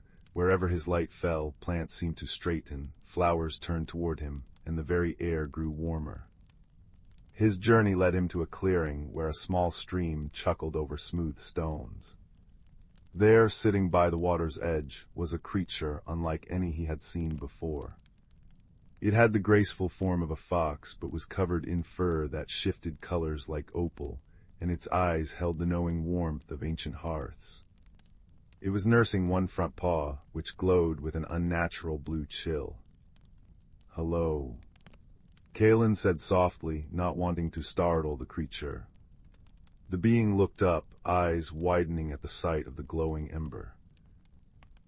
"You carry hearth light," it said in a voice like wind through autumn grasses. "I am Corwin. Few humans find their way here anymore." Kalen approached slowly. "Your paw, it's hurt." Corwin nodded. "The frost sprites grow restless. They usually stay in the northern reaches, but something has disturbed their peace. One brushed against me, and its chill lingers." Remembering how plants responded to his ember's warmth, Kalen knelt and carefully brought the glowing coal near Corwin's injured paw. As the light touched the blue-tinged fur, the frost began to recede, leaving healthy, warm skin beneath. Corwin flexed their toes experimentally, a look of grateful surprise crossing their expressive face. "You have kindness in your touch," Corwin observed. "The ember responds to that. It's no ordinary coal. It's heart fire, a piece of the world's warmth given form." Corwin explained that the balance of the Glimmerwood was shifting. The frost sprites, usually peaceful beings of winter beauty, had been spreading unseasonable chill through the forest, causing flowers to close and streams to slow. The emberfolk who maintained the warmth were growing weary, their lights dimming against the advancing cold. "Perhaps," Corwin suggested gently, "this is why your ember called to you. The forest senses those who need healing and those who can heal in return. So began an unexpected friendship between a boy who felt he'd lost his light and a magical creature who understood the language of the woods. Together they followed the ember's guidance deeper into the glimmerwood, toward the source of the disturbance. As they traveled, Corwin taught Kaelin to listen to the forest's whispers, the meaning behind different bird calls, how to interpret the patterns of falling leaves, which mushrooms were safe to touch, and which would show you memories if you brushed against them. Kaelin in turn shared stories of his world, of baking bread with his grandmother, of flying kites on windy hills, of the particular sound rain made on his rooftop. With each shared story, Kaelin noticed his ember glowing brighter. The warmth spread through him too, thawing places in his heart that had felt frozen. He realized with wonder that the light wasn't just in the ember, it was awakening within himself too. Their journey led them to the crystal caves, where the emberfolk tended the underground fires that warmed the entire forest. The caves should have been radiant with warmth, but instead, Kaelin and Corwin found the emberfolk moving slowly, their normally fiery forms dimmed to smoldering coals. The air held an unseasonable chill. The eldest emberfolk, her form flickering like a candle in a breeze, explained that the Heartstone, the source of the forest's eternal warmth, had been growing cold. Without its radiance, the frost sprites felt unbalanced and were spreading cold unintentionally. "The stone needs a new kind of warmth," the elder said, her voice crackling softly. "It has been tended by the same fires for centuries, but now it requires something different, the warmth of connection, of stories shared, of kindness remembered." Kaelin looked at the glowing ember in his hand, then at his new friend, and understanding dawned. The ember hadn't just been guiding him to help the forest, it had been guiding him to help himself too. With Corwin at his side, Kaelin approached the Heartstone. It was a magnificent crystal that should have been blazing with inner fire, but now shone with only a faint glow. Taking a deep breath, he placed his hand against its smooth surface and began to share, not just stories but feelings. The loneliness he'd carried, the warmth of his grandmother's kitchen, the joy of discovering this magical world, the gratitude for his friendship with Corwin. As he spoke, his ember flared brightly, and something wonderful happened. Tiny lights began to travel from his heart down his arm and into the stone. They were memories made visible, golden for joy, silver for comfort, copper for connection. The Heartstone began to absorb these lights, its glow strengthening. Corwin joined him, placing their newly healed paw against the stone. Images flowed from them too, of running through sun-dappled forests, of conversations with ancient trees, of the moment Kaelin had healed them with his ember's warmth. Other emberfolk gathered, adding their own memories to the growing light. The cave filled with a symphony of warmth, not just heat, but the emotional warmth that comes from being seen, understood, and valued. The frost sprites, drawn by the changing energy, entered the cave not as invaders, but as curious participants, their icy forms glittering in the renewed light. As the different warmth flowed into the Heartstone, its glow changed from faint white to a rich, golden radiance that pulsed through the entire cave system. The frost sprite's chill softened into a pleasant coolness that balanced rather than overwhelmed. The emberfolk brightened, their forms dancing with renewed energy. The elder emberfolk turned to Kaelin, her form now blazing with healthy fire. "You came seeking light and brought us a new kind of warmth. The balance is restored because you were brave enough to share your own heart's fire." In the days that followed, Kaelin stayed in the Glimmerwood, learning its ways and deepening his friendship with Corwin. He discovered that his own inner light hadn't been extinguished, it had only been waiting for the right conditions to glow again. The ember that had guided him now burned steadily in the Heartstone cave, a permanent part of the forest's warmth. When it came time to return home, Corwin accompanied him to the tree doorway. "The forest will always remember you," they said, their opal fur shimmering. "And so will I." Kalen stepped back into his world just as dawn was painting the sky in pastel hues.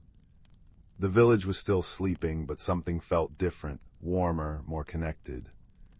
In his hand he found not the ember but a smooth, warm stone that pulsed gently with inner light, a gift from the forest to remember his journey by.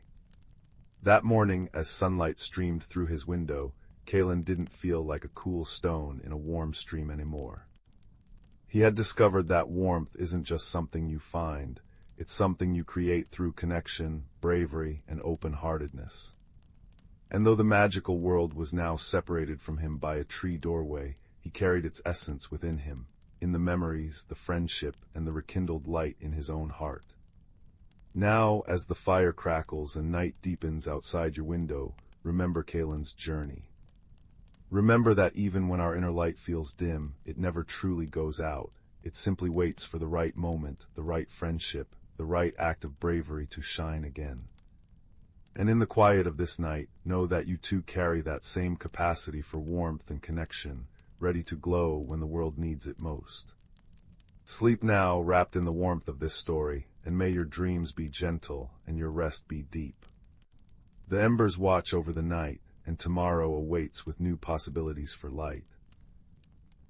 In the quiet corner of the whirlpool galaxy, where stardust gathered like powdered sugar on a cosmic confection, there drifted a small space station known as the Starlight Haven. It was not a place of cold metal and blinking lights, but rather a living garden that floated among the nebulae, its walls made of crystalline structures that hummed gentle lullabies when starlight touched them just so. Here, two unlikely friends had found one another. Kalen came from a world where the oceans sang and the forests glowed with soft blue light. His people communicated through shifting patterns of color that danced across their skin, a language of emotions made visible. When he was happy, his skin shimmered like sunlight on water. When thoughtful, it swirled with deep indigo patterns like ink dropped in milk. He had journeyed to Starlight Haven to tend its gardens, for his touch could make even the most stubborn star blossoms unfurl their petals. Then there was Zorblix, who hailed from a planet where the mountains chimed like crystal bells and the rivers flowed with liquid silver.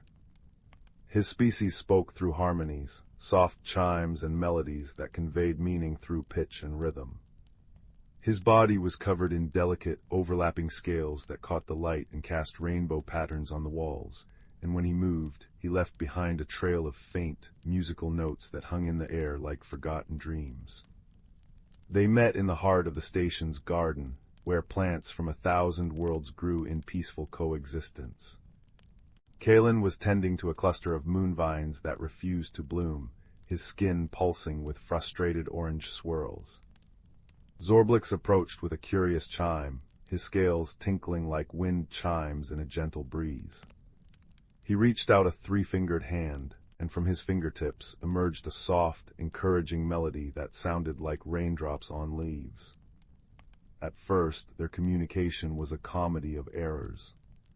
When Kalen's skin flashed bright yellow with excitement, Zorblix misinterpreted it as alarm and responded with anxious, discordant notes. When Zorblix produced a cheerful ascending scale, Kalen thought it sounded mournful and responded with sympathetic violet patterns. They would often find themselves in bewildering conversations, where Kalen would show appreciation with emerald green spirals, only to have Zorblix answer with what sounded like a sad farewell melody. But in their shared love for the garden, they found common ground. They discovered that when Kalen's skin glowed with soft pink light, the color of contentment, and Zorblix hummed a particular G minor chord, the moonvines finally burst into spectacular bloom, their flowers opening to reveal tiny constellations inside. Together, they decided to create a special place within the garden, a sanctuary they called the Nebula Nook.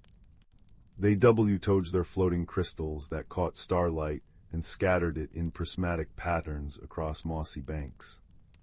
They cultivated plants that responded to both color and sound, creating a living symphony of light and music. There were whispering ferns that rustled in harmony with Zorblix's scales and glow mushrooms that pulsed in time with Kalen's emotional hues.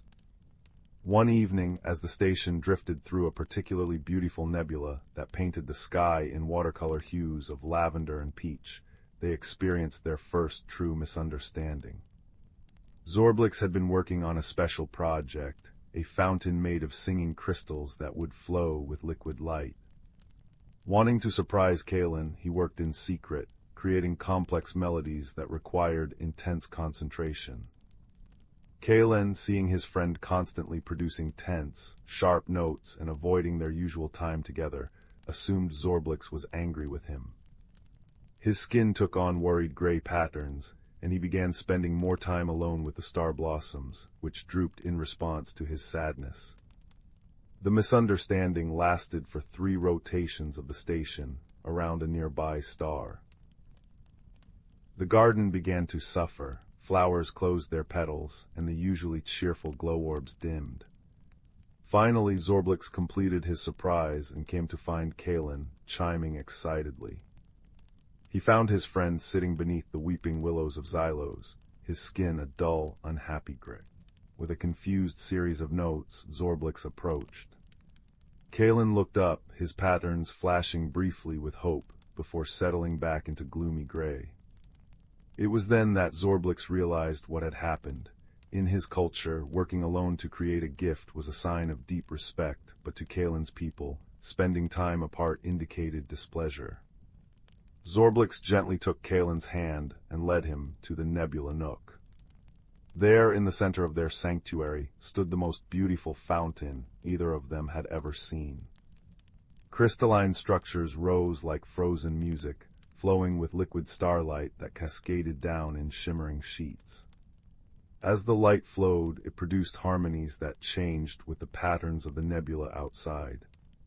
Understanding dawned on Kalen, and his skin erupted in a fireworks display of joyful colors, golden sunbursts, happy cerulean waves, and grateful violet blossoms. Zorblix responded with a melody that sounded like laughter made into music. They sat together by the fountain, their misunderstanding washed away by the beauty they had created together. From that day on, they developed their own language, a blend of color and sound that was uniquely theirs. Kalen learned to distinguish Zorblix's working concentration melody from his distressed chords, and Zorblix came to understand the difference between Kalen's excited yellow and anxious yellow. Their favorite times were when they would sit in their nebula nook, watching distant stars being born and dying in spectacular supernovas. Kalen's skin would glow with soft, contented patterns that mirrored the cosmic dance outside, while Zorblix would produce gentle, ambient music that harmonized with the universe's silent song. One particularly magical night, as a shower of shooting stars painted silver trails across the observation dome, they experienced something extraordinary. Kalen was watching the display, his skin reflecting the starlight in odd silver patterns, while Zorblix produced a melody that sounded like stars twinkling. Without thinking, they reached for each other's hands. As their fingers touched, something miraculous happened. Kalen's color patterns flowed up Zorblix's arm, tracing glowing patterns across his scales, while Zorblix's music seemed to vibrate through Kalen, causing his skin to shimmer in time with the melody. For a breathtaking moment, they understood each other completely, not through color or sound, but through something deeper, something that needed no translation. It was the pure language of friendship, transcending worlds and species. They sat there for hours, not needing to communicate in any way but simply being together, two souls from different stars understanding that kindness needs no dictionary, that compassion has no language barrier, and that the quiet company of a true friend is the universal translator of the heart. As the space station drifted peacefully through the cosmos, its garden blooming with intergalactic flora and its crystals humming soft lullabies, the two friends continued their watch. They knew that no matter how far they were from their home planets, they had found something more valuable than any starlight or melody, a friendship that proved that across the vast, star-dusted expanse of the universe, all beings speak the same language when they speak from the heart. And in their nebula nook, with the fountain singing its liquid light melodies and the flowers glowing in response to their combined presence, They created a small corner of the cosmos where differences were celebrated, misunderstandings became opportunities for laughter, and kindness was the only technology that truly mattered. The rain whispered against the window panes of Mr. Thistledown's clock shop, a soft, rhythmic patter that seemed to keep time with the gentle tick-tock of 100 clocks. Inside, the air smelled of warm wood oil, cinnamon tea, and the faintest trace of ozone that always lingered near the oldest timepieces. Young Leo, with his perpetually messy brown hair and eyes wide with curiosity, was polishing the brass face of a grandfather clock, his reflection warped and wobbly in its gleaming surface. He loved the shop, loved the comforting symphony of ticks and chimes, loved the way Mr. Thistledown's wrinkled hands moved with such certainty among the gears and springs.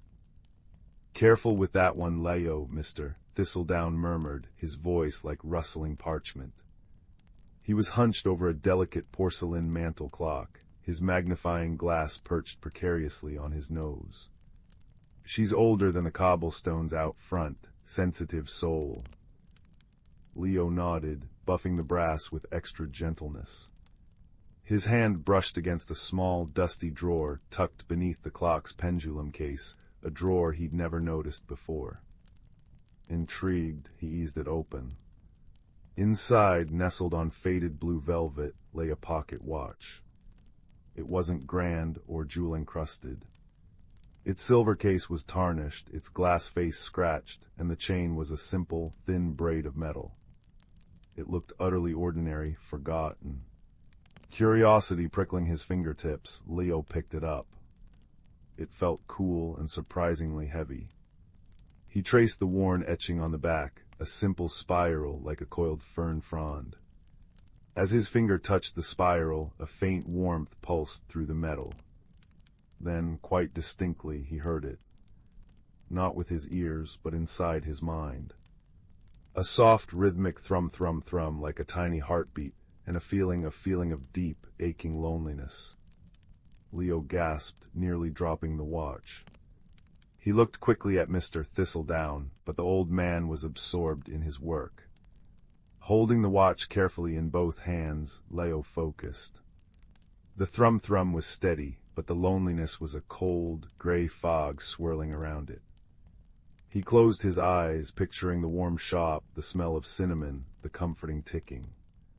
Slowly, tentatively, he pushed that feeling towards the watch. The cold gray fog seemed to shimmer, then thin just a little. The thrum-thrum felt a fraction stronger, a tiny bit warmer. Leo's eyes flew open. This wasn't just an old watch. It felt things. "Mr. Thistledown," Leo asked, his voice barely above a whisper. "This watch in the drawer, does it belong to anyone?"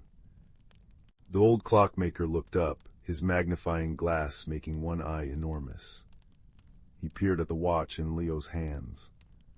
"Ah, the Solace watch, haven't seen that in years, belonged to old Mrs. Hemlock, lived up in Ivy Cottage on Whisper Hill. Kind soul, terribly lonely after her husband passed. She brought it in once, said it felt sad. I couldn't find a thing wrong with the mechanism, just needed winding."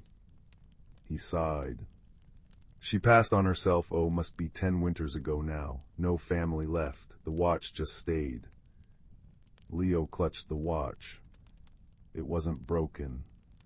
It was lonely. Its owner was gone, and it carried the echo of her sadness. Can I take care of it?" he asked impulsively. "Mr." Thistledown studied Leo's earnest face. "Seems it found its way to you, lad. Keep it safe. Even forgotten things remember." Leo carefully slipped the watch into his pocket. It felt warm against his leg, the thrum-thrum a constant, quiet companion. But the loneliness was still there, a persistent chill. Leo understood loneliness. He'd only recently moved to the village, shy, and finding it hard to make friends.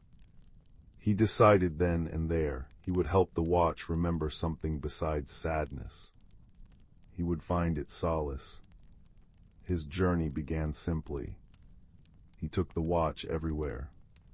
He held it while watching bees drone lazily around fragrant lavender bushes, pushing the feeling of drowsy contentment towards it.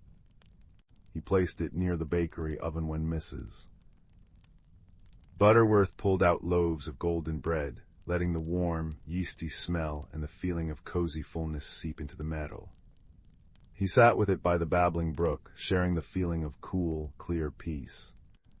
Each time the cold loneliness retreated a little more, replaced by a warmer, softer glow within the watch's gentle thrum. But it wasn't enough. The core ache remained, a deep-seated longing. Leo needed help. He thought of Barnaby, the grumpy but soft-hearted badger who lived in a burrow beneath the ancient oak at the edge of the village green. Barnaby knew everything that happened in the woods and fields. Leo found him meticulously polishing a collection of shiny pebbles outside his burrow. HMPH, Barnaby grunted, not looking up. "What do you want, lad? Interrupt an important rock business." Leo knelt, showing him the watch. "It's lonely, Barnaby, really lonely. It belonged to Mrs. Hemlock. I'm trying to help it feel better, but I don't know what it truly needs." Barnaby stopped polishing and peered at the watch, his black nose twitching. Old Hemlock knew her, always left crumbs for the birds, even in deepest snow, heart big as the moon. He tapped a claw thoughtfully on a particularly smooth pebble. "Lonely, you say, HMPH. Maybe it needs more than just nice feelings. Maybe it needs connection, to remember her." "But how?" Leo asked, the watch pulsing softly in his hand. "Ask the Whisperers," Barnaby said cryptically. "Up near Ivy Cottage, they remember everything, those gossips." He pointed a stubby claw towards Whisper Hill. The Whisperers, Leo knew, were the ancient wind chimes hanging from the gnarled apple tree in Mrs. Hemlock's overgrown garden. Made of seashells and smooth glass, they were said to catch and hold fragments of sound and feeling from long ago. It was a steep climb up Whisper Hill. Ivy Cottage looked forlorn, its windows dark, its garden a tangle of wildflowers and tall grass. But there, catching the afternoon sun, hung the Whisperers. They weren't moving, the air was still. As Leo approached, holding the watch close, a faint, almost imperceptible breeze stirred. The chimes didn't ring, but they hummed. A low, soft vibration filled the air. Suddenly, Leo wasn't just holding the watch, he was inside it. He felt the warm weight of a hand holding it, saw flashes of a sunlit garden bursting with roses, smelled the sharp, clean scent of soap and earth. He heard a woman's soft laugh, warm and kind.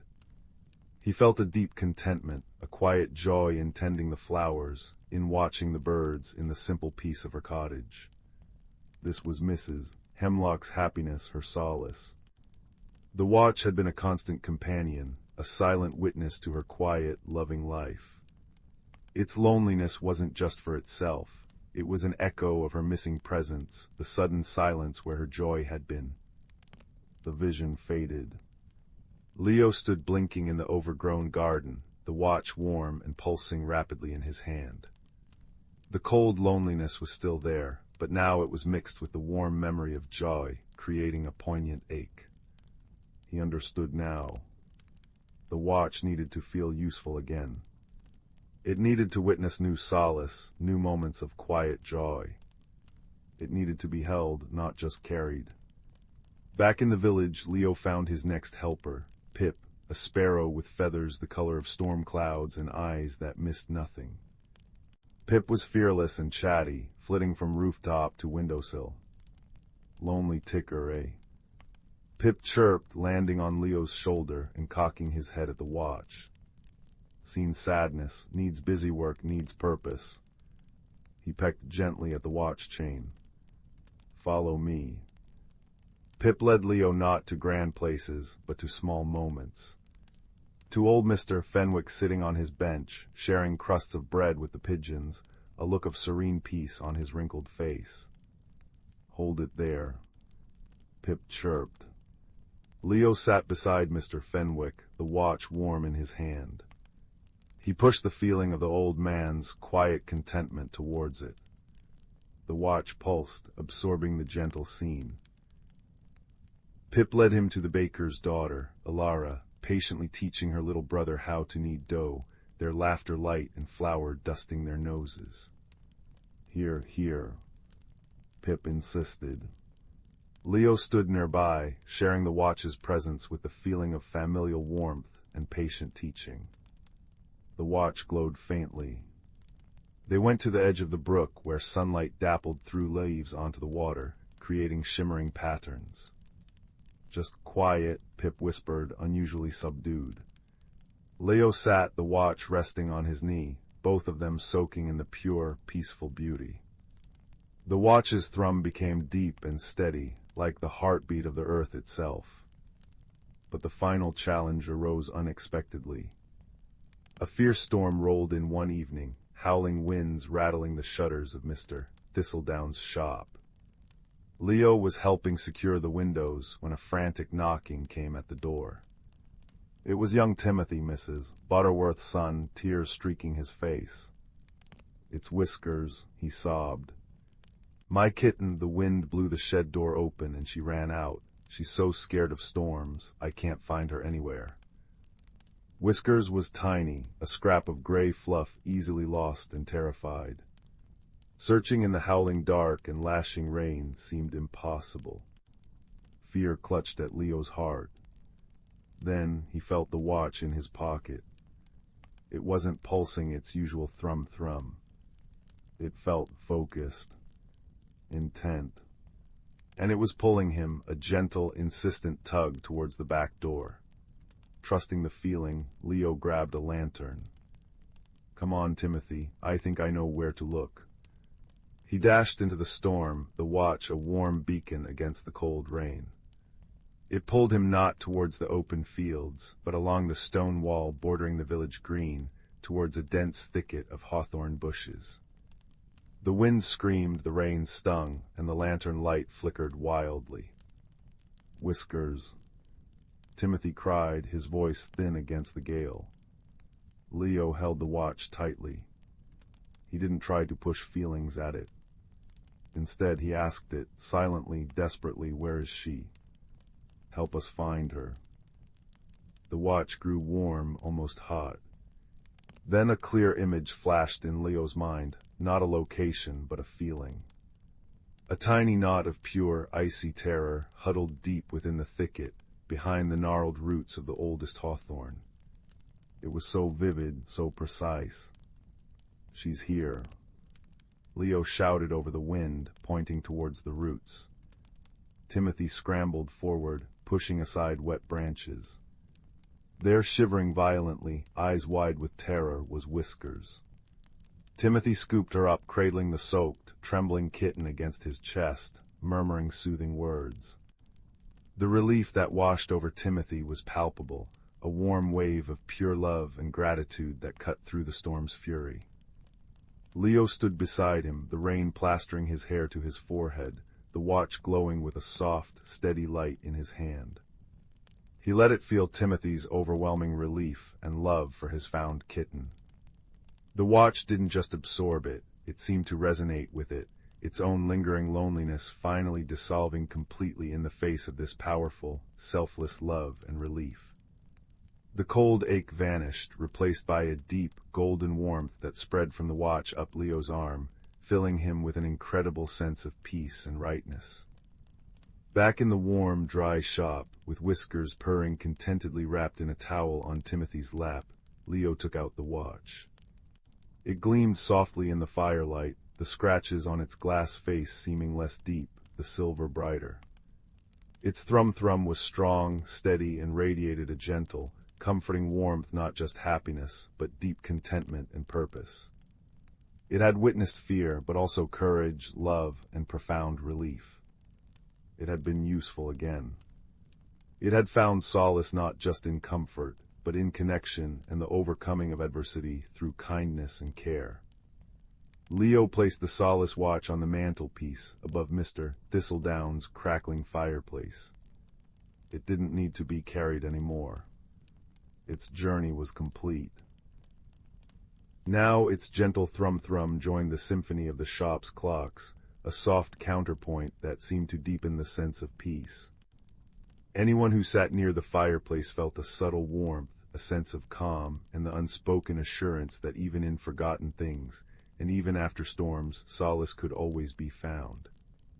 Leo smiled, watching the firelight dance on the silver. He had learned that magic wasn't always in grand spells, but in quiet empathy, in listening with your heart, and in the extraordinary secrets held within the most ordinary acts of kindness.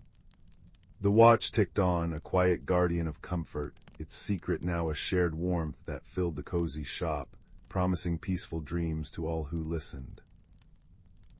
The embers in the hearth pulsed like sleepy fireflies, casting long, dancing shadows across the worn rug. Outside, the wind whispered secrets to the old oak tree, its leaves answering with a soft shhhh, shhhh. Tonight we journey not to distant mountains, but to a place much closer to home, the dusty, forgotten embrace of the attic. Young Leo, a boy with eyes the color of storm clouds and a heart that listened more than it spoke, had been tasked with finding his grandmother's old quilt. The stairs creaked a familiar protest beneath his feet as he climbed, the air growing thick with the scent of aged paper, cedar wood, and the faint, sweet ghost of dried lavender. A single cobweb brushed his cheek like a feather as he pushed open the door, the hinges groaning a low, rusty irk. Moonlight, pale and silvery, streamed through the small, round window, illuminating swirling galaxies of dust motes. Boxes piled like sleeping giants, and forgotten furniture wore shrouds of white sheets. Leo's lantern beam cut through the gloom, finally settling on an old, humpbacked trunk tucked beneath the eaves, its leather straps brittle with age. That's where Gran said the quilt would be. He knelt, the worn floorboards cool beneath his knees, and carefully unbuckled the straps. The lid lifted with a sigh of released air, revealing not just the promised quilt, folded neatly atop layers of yellowed letters and lace, but something else nestled beside it. It was a small, oblong box, no larger than Leo's hand, crafted from dark, polished wood inlaid with delicate mother-of-pearl swirls. It looked like a tiny treasure chest forgotten by time. Intrigued, Leo lifted it out. It was surprisingly heavy for its size and cool to the touch. His fingers traced the intricate patterns until they found a tiny, almost invisible catch. With a gentle click, the lid sprang open. Inside, nestled on faded blue velvet, wasn't jewelry but a miniature scene. A perfect, tiny forest glade carved from wood and moss, complete with minuscule trees, a sparkling silver thread of a stream, and a hollowed-out acorn serving as a cottage. At its center stood a tiny figure, no taller than Leo's thumb, a little wooden badger wearing a neat waistcoat and spectacles perched precariously on his snout. He held a tiny lantern. As Leo watched, utterly enchanted, the little badger blinked. Not just once, but several times, as if waking from a long sleep. He stretched, gave a minuscule yawn that sounded like the squeak of a mouse, and then peered up at Leo with bright, intelligent eyes. "Goodness gracious," the badger exclaimed, his voice surprisingly resonant for his size, like the low chime of a distant bell. "Has the moon turned blue? Has the sun forgotten to rise? Or has someone finally opened the whisperwood box?" He adjusted his spectacles, peering intently at Leo. "You don't look like a goblin or a grumpy gnome. Bit tall for a squirrel, though." Leo, heart pounding not with fear, but with a kind of breathless wonder, managed a whisper. I'm Leo. I was just looking for a quilt." "Quilt." The badger chuckled, a sound like pebbles tumbling in a brook. "Practical, I suppose. Bit drafty up here, isn't it? Percival Thistledown, keeper of the Whisperwood Glade, at your service." He gave a formal little bow. "Been trapped in here since, when was it? The great dust storm of '92. Time gets rather fuzzy in a box." He tapped the side of his head thoughtfully. As Percival spoke, Leo noticed another movement. From behind a tiny carved toadstool, a flash of brilliant blue darted out. It was a tiny finch, her feathers shimmering like sapphires even in the dim light. She landed lightly on Percival's shoulder, tilting her head to examine Lio. "And this," Percival said proudly, "is Zephyr, bit flighty but her heart's in the right place. Usually, Zephyr, say hello to the giant." "Chirrup, hello, giant." Zephyr trilled, her voice a cascade of bright, clear notes. "Did you bring crumbs? It's terribly boring in the box between adventures. No worms. No seeds. Just dust bunnies, and they don't taste very nice." She fluffed her feathers indignantly. Leo couldn't help but smile. "No crumbs, sorry, but what is the Whisperwood box? How did you get inside?" "Ah." Percival puffed out his tiny chest. "It's a convergence point, lad, a tiny pocket of the Whisperwood that's the most peaceful, secret forest there ever was, mind you anchored in this here box by old magic. My job is to tend the glade, keep the pathways clear, and ensure the Whisperwood song flows freely." His face fell slightly. "Or it was, see that little silver stream?" He pointed to the thread of metal. "It should be sparkling, singing a soft, constant melody, but it's gone quiet, dull, like a forgotten bell." Leo leaned closer. The silver thread was dull, lifeless.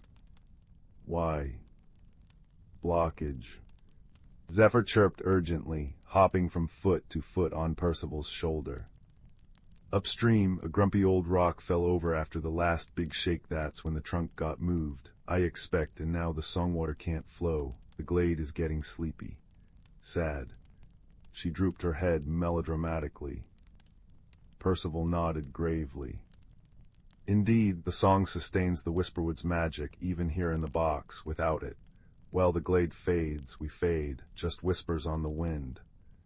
He looked up at Lio, his spectacles gleaming in the lantern light. "But you open the box, that means something. The Whisperwood chooses who finds it, usually someone with quiet courage and a listening heart." Leo felt a flutter in his stomach. Courage. He wasn't brave like the heroes in storybooks. He got nervous talking to new people. What needs to be done?" "The blockage needs clearing," Percival explained. "It's just upstream around that bend in the miniature riverbank, but the path is narrow and the rock is heavy, too heavy for me and Zephyr alone. We need, well, a giant." He looked meaningfully at Leo. The journey wasn't measured in miles, but in heartbeats. To help, Leo needed to enter the Whisperwood glade within the box. Percival instructed him to hold the box close his eyes, and breathe in the scent of old wood and lavender, listening for the almost sound of the block stream. "Think small thoughts," Percival advised. "Think of dandelion seeds and dewdrops." Leo did as he was told. He breathed deeply, the familiar attic scents filling his senses.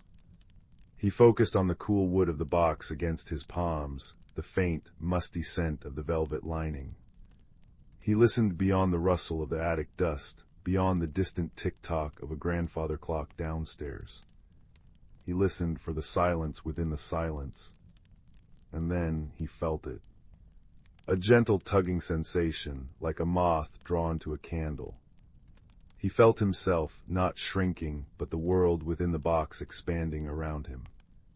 When he opened his eyes, he was kneeling not on attic floorboards, but on soft, vibrant green moss. Towering over him were the miniature trees, now majestic firs and whispering willows. The silver stream, now a proper brook, gurgled sadly nearby, its waters sluggish and gray. The air hummed with a faint, melancholic energy and smelled richly of damp earth and pine needles. High above, Zephyr darted like a blue spark against the twilight sky of the miniature world. Remarkable, Percival declared, now standing beside Leo's knee, looking perfectly in scale with his surroundings. "You've a knack for it, lad, right? The blockage is just beyond those ferns." He pointed with a tiny claw. The path was indeed narrow, winding alongside the brook. Leo moved slowly, carefully placing his feet to avoid crushing delicate clusters of glowing mushrooms or tiny star-shaped flowers. He could hear the distant purr of what sounded like a very contented, very small cat, though he saw nothing. The air felt safe, wrapped in the quiet magic of the place, even though the task ahead felt daunting. Around the bend, they found the problem. A smooth, gray stone, about the size of Leo's fist in this scaled-down world, had tumbled squarely into the narrowest part of the stream's channel. Water pooled uselessly behind it, stagnant and silent. See. Zephyr landed on the stone. Big grumpy lump. Leo knelt beside the brook. He tried to push the stone. It didn't budge. He tried again, grunting with effort. Still nothing. It was wedged firmly. Frustration prickled at him. He wasn't strong enough. He looked at Percival, who was stroking his chin thoughtfully. Brute force isn't always the whisperwood way, lad, the badger mused. This stone, it didn't mean to fall. It was just resting when the big shake happened, probably a bit embarrassed and stuck. He peered closely at the rock.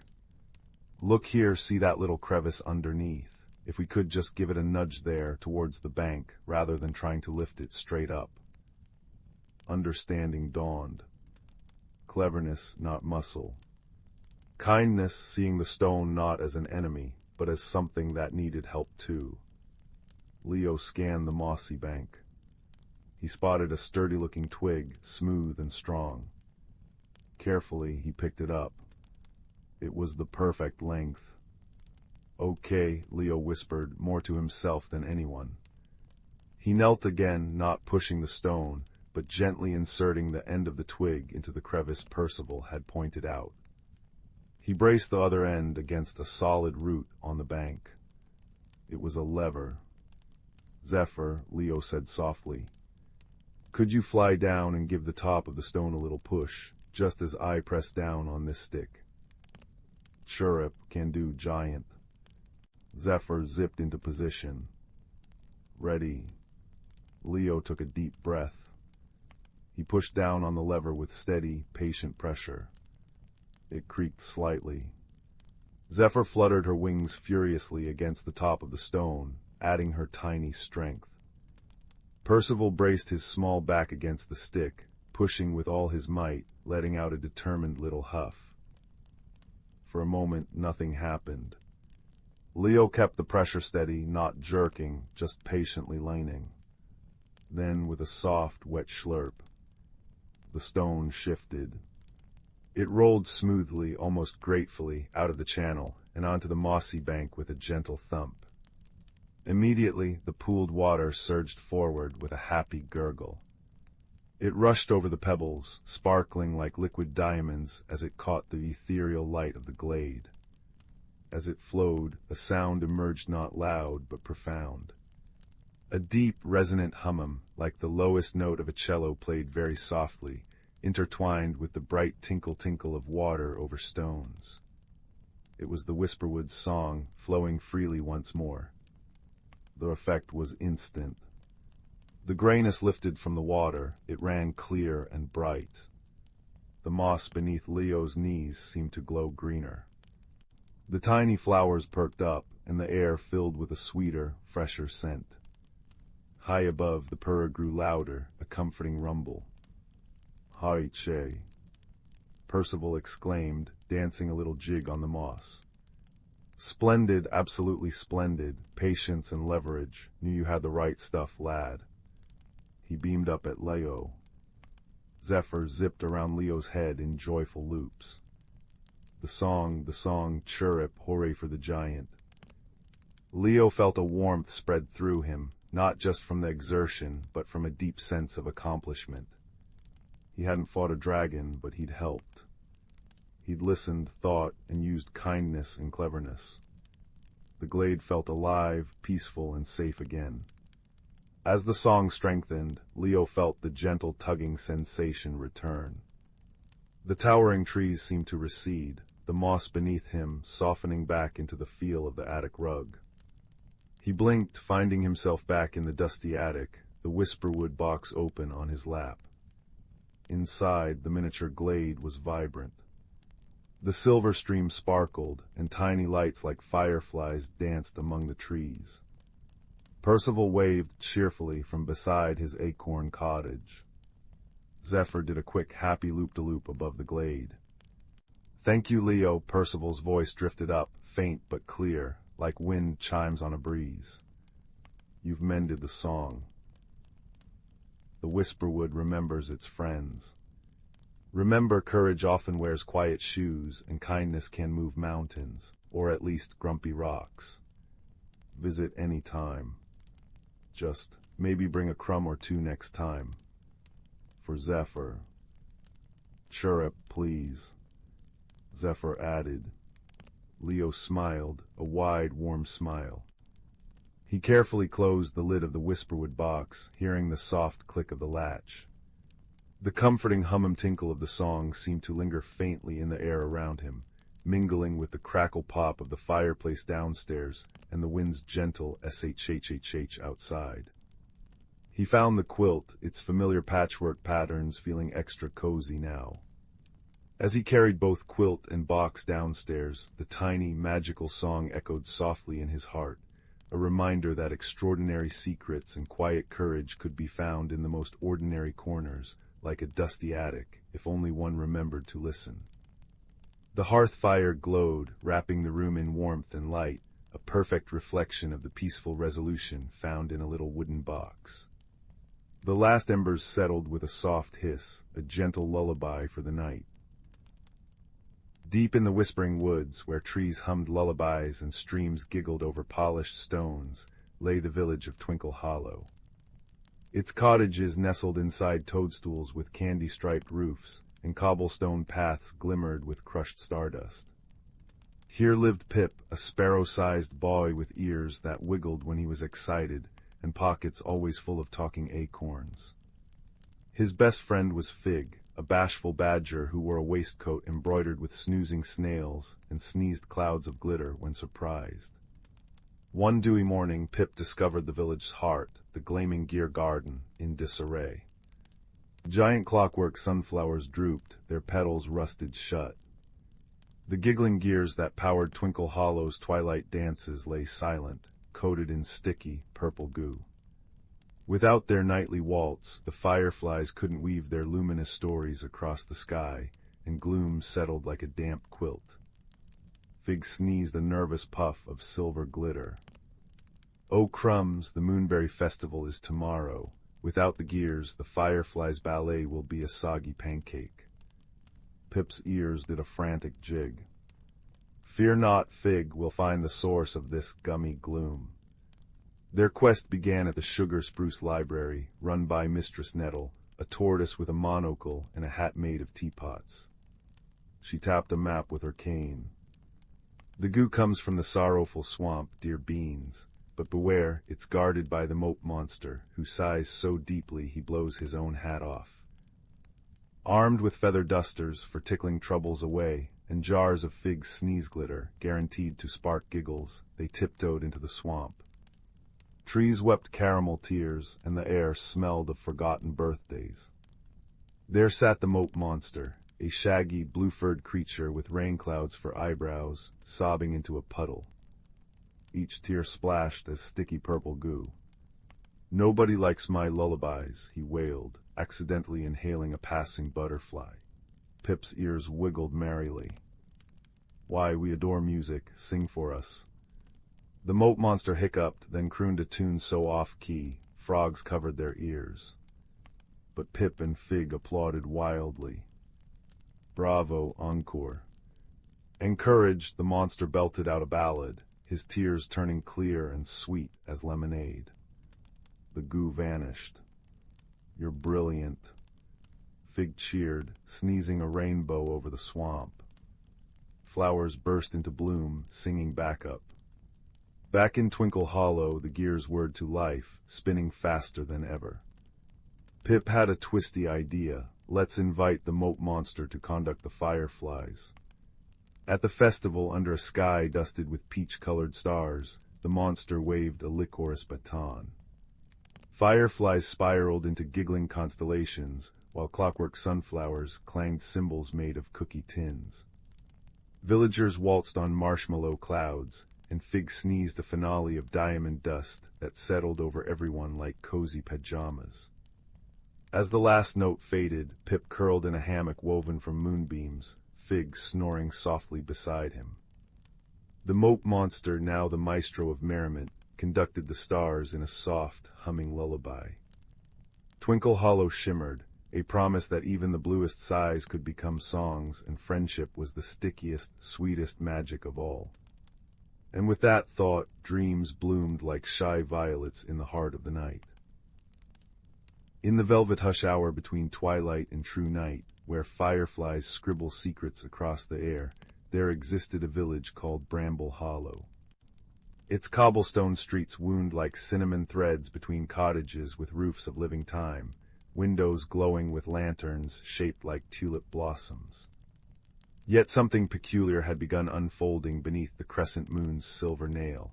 Every morning, villagers awoke to find their doorknobs frosted with salt, their milk pitchers filled with lavender instead of cream, and their weather vanes pointing insistently toward whispering wood despite the absence of wind. Young Tansy, whose freckles held the exact pattern of the Orion constellation, first noticed the pattern. While her neighbors tutted about mischievous pixies, she observed the salt formed tiny arrowheads pointing north, the lavender milk never soured, and the weather vanes trembled like compass needles near something magnetic. On the third night, armed with a pocketful of blackberry tarts and her late grandmother's magnifying glass, whose lens revealed the fingerprints of magic, Tansy followed the clues toward the wood's edge. Beneath ancient oaks wearing beards of lichen, she found a badger in a waistcoat pacing between toadstools. "Late," he muttered, polishing his monocle. "Dreadfully late." His name was Professor Thistledown, scholar of celestial mechanics and part-time keeper of twilight harmonies. When Tansy showed him the magnifying glass, its handle carved with the same spiral symbol on his pocket watch, the badger's whiskers quivered. "Ah, you're Matilda Weatherby's descendant. She and I once calibrated the village dream clock after the great snooze of 1723. The mystery deepened as Thistledown revealed the salt was stardust, the lavender a remedy for nightmares, and the weather vanes detecting a rip in the quiet fabric between realms. Together they trekked to the glade, a clearing where time pooled in amber puddles and fireflies carried tiny hourglasses in their tails. There they discovered the source, a young nightingale, her feathers shimmering with trapped starlight, caught in a web of fractured moments. "She's a tempest singer," Thistledown breathed. "Her songs stitch tomorrow to yesterday, but see how her wings are tangled in snapped timelines." Tansy, recalling her grandmother's stories, gathered four things: spider silk for mending, dewdrops from dawn's first hour for clarity, a thimble of shadow borrowed politely from a passing moth, and laughter stored in an acorn cap. As Thistledown conducted the moonbeams like golden violin strings, Tansy carefully wove the materials into a glimmering net. The nightingale's fearful chirps softened as the net lifted her gently, untangling the knotted hours. With a triumphant trill, she soared upward, trailing ribbons of mended time. The village awoke next morning to ordinary doorknobs and creamy milk, but also to something new. Every garden bore a night-blooming flower whose petals shifted colors like a twilight palette, and children found their dreams lightly embroidered with helpful clues for the day ahead. In the square, a sundial now graced the fountain, its shadow shaped like a bird in flight. Years later, when thunderstorms growled at the horizon, villagers would smile at the salt patterns appearing on their windowsills, not arrows now, but spirals, the ancient symbol of time's gentle unfolding. And if you walk through Whispering Wood when the clocks strike 13, you might hear two voices, one bright and curious, one gruff but kind, discussing the best way to brew starlight tea, or how to politely ask autumn to arrive a week early for the apple festival. But that, my dear listener, is a story woven from tomorrow's threads, and tonight's tale is complete. Let the scent of thyme and the hum of mended time carry you to dreams where badgers quote poetry and cookies never crumble. All is well in Bramble Hollow. The soft hum of the Stardust Weaver's engines was the only sound in the vastness of Sector Nebula 7. Aboard the small scout vessel, Tick, a small, furry mammal from the lush forests of Felnar, adjusted her navigation console with nervous paws. Her large, dark eyes scanned the unfamiliar star patterns. She was on a simple botanical survey mission, collecting samples of resilient space moss, when an unexpected gravity surge sent the Weaver careening off course, its systems flickering. Emergency protocols kicked in, jettisoning her towards the nearest habitable zone, the uncharted moon Lyra's Tear. Her landing was rough, the pod skidding through silvery blue grass that shimmered like liquid metal under the twin moons. Tick stumbled out, her thick brown fur ruffled, clutching her precious sample case. The air was cool and crisp, smelling faintly of ozone and something sweet, like crushed mint. Towering crystalline formations, glowing with internal light, dotted the landscape. It was eerily beautiful and utterly silent. Suddenly, the ground trembled. A massive figure emerged from behind a cluster of glowing spires. Tick froze, heart pounding against her ribs. It stood easily 3 times her height, its body composed of smooth, interlocking plates of what looked like polished obsidian and amber crystal. 4 long, multi-jointed limbs ended in delicate, claw-tipped appendages. Where a face might be, a cluster of deep blue crystals pulsed with a soft, rhythmic light. This was Core, a mineralogist from the molten core world of Zylos, whose own survey craft had been damaged by the same gravity anomaly. Stranded and scanning for usable mineral deposits, Core had detected Tick's landing. To Tick, Core was a terrifying, silent monolith. The way the crystals pulsed felt like a threatening glare. She chittered a warning, baring small teeth, and scrambled backwards, hiding behind her overturned escape pod. Her fear was a sharp, acrid scent in the air. To Core, Tick was a chaotic, vibrating bundle of unpredictable energy. The high-pitched chittering sounded like aggressive static, and the sudden movements were jarring against the moon's natural harmonic resonance. Core emitted a low, subsonic rumble, a sound of confusion and caution that vibrated through Tick's bones, amplifying her fear. Core took a step closer, a long limb reaching out slowly. "Stay back." Tick squeaked, throwing a small pebble. It harmlessly bounced off Core's crystalline chest. The pebble's strike registered to Core not as pain, but as a sharp, discordant note disrupting the ambient harmony. Core recoiled, the blue crystals flaring brighter for a moment. Aggression, Core thought, interpreting the vibration. A profound misunderstanding settled between them, thick as the moon's strange fog. Night fell swiftly on Lyra's Tear, bringing a deep chill and a howling wind that swept across the plains.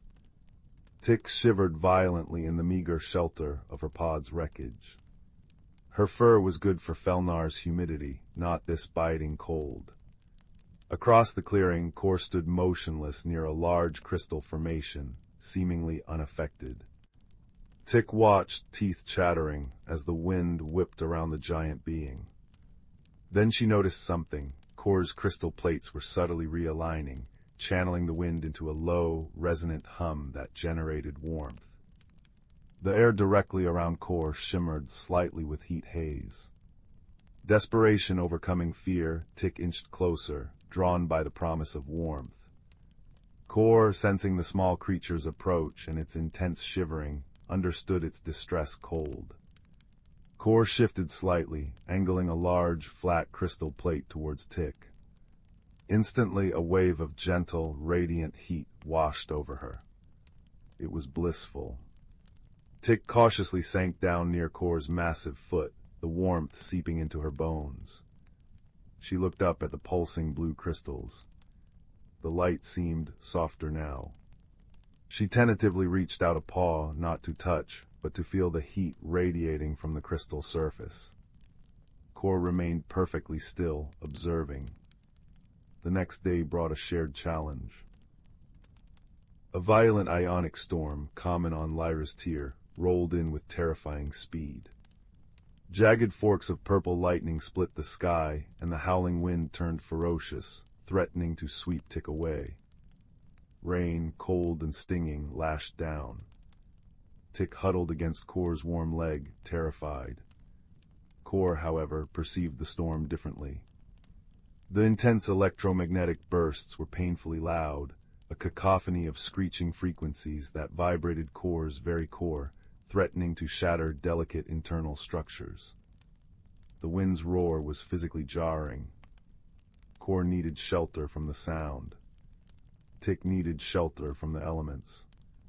Core scanned the terrain with senses attuned to mineral densities and spotted a cave entrance partially hidden behind a curtain of glowing vines, nestled within a large crystal mountain. Core pointed a long limb towards it, emitting a series of low, pulsed rumbles that Tick felt as vibrations in the ground. This time, Tick didn't interpret it as a threat, but as communication. She saw the cave. Shelter. Go. Tick squeaked, pointing frantically at the cave as a particularly fierce gust nearly lifted her off her feet. Core understood the gesture. Moving with surprising swiftness despite the buffeting wind, Core scooped Tick up gently in one large, clawed hand, shielding her from the worst of the rain and wind with the other. Tick gasped but didn't struggle, feeling the secure enclosure. Core lumbered towards the cave, the chaotic storm frequencies causing visible distress, small cracks appearing on some of Core's outer plates. Tick felt the vibrations of pain through Core's hand. Inside the cave, it was blessedly quiet and dry. Bioluminescent moss coated the walls, casting a soft green glow. Core carefully set Tick down, then retreated deeper into the cave, pressing large crystal hands against the walls. A deep, resonant hum filled the space as Core tried to ground the painful frequencies, small fractures spreading further on Core's limbs. Tick watched, understanding dawning. Core wasn't immune, Core was hurting. Tick remembered her sample case. Among the space moss was a rare Felnarian plant, the whisper root. When chewed, it emitted a powerful, localized field of harmonic dampening, used to calm agitated flora. Tick hurriedly dug it out, a gnarly brown tuber. She broke off a piece and cautiously approached Core, who was shuddering with the residual vibrations. She held up the root, making chewing motions with her mouth.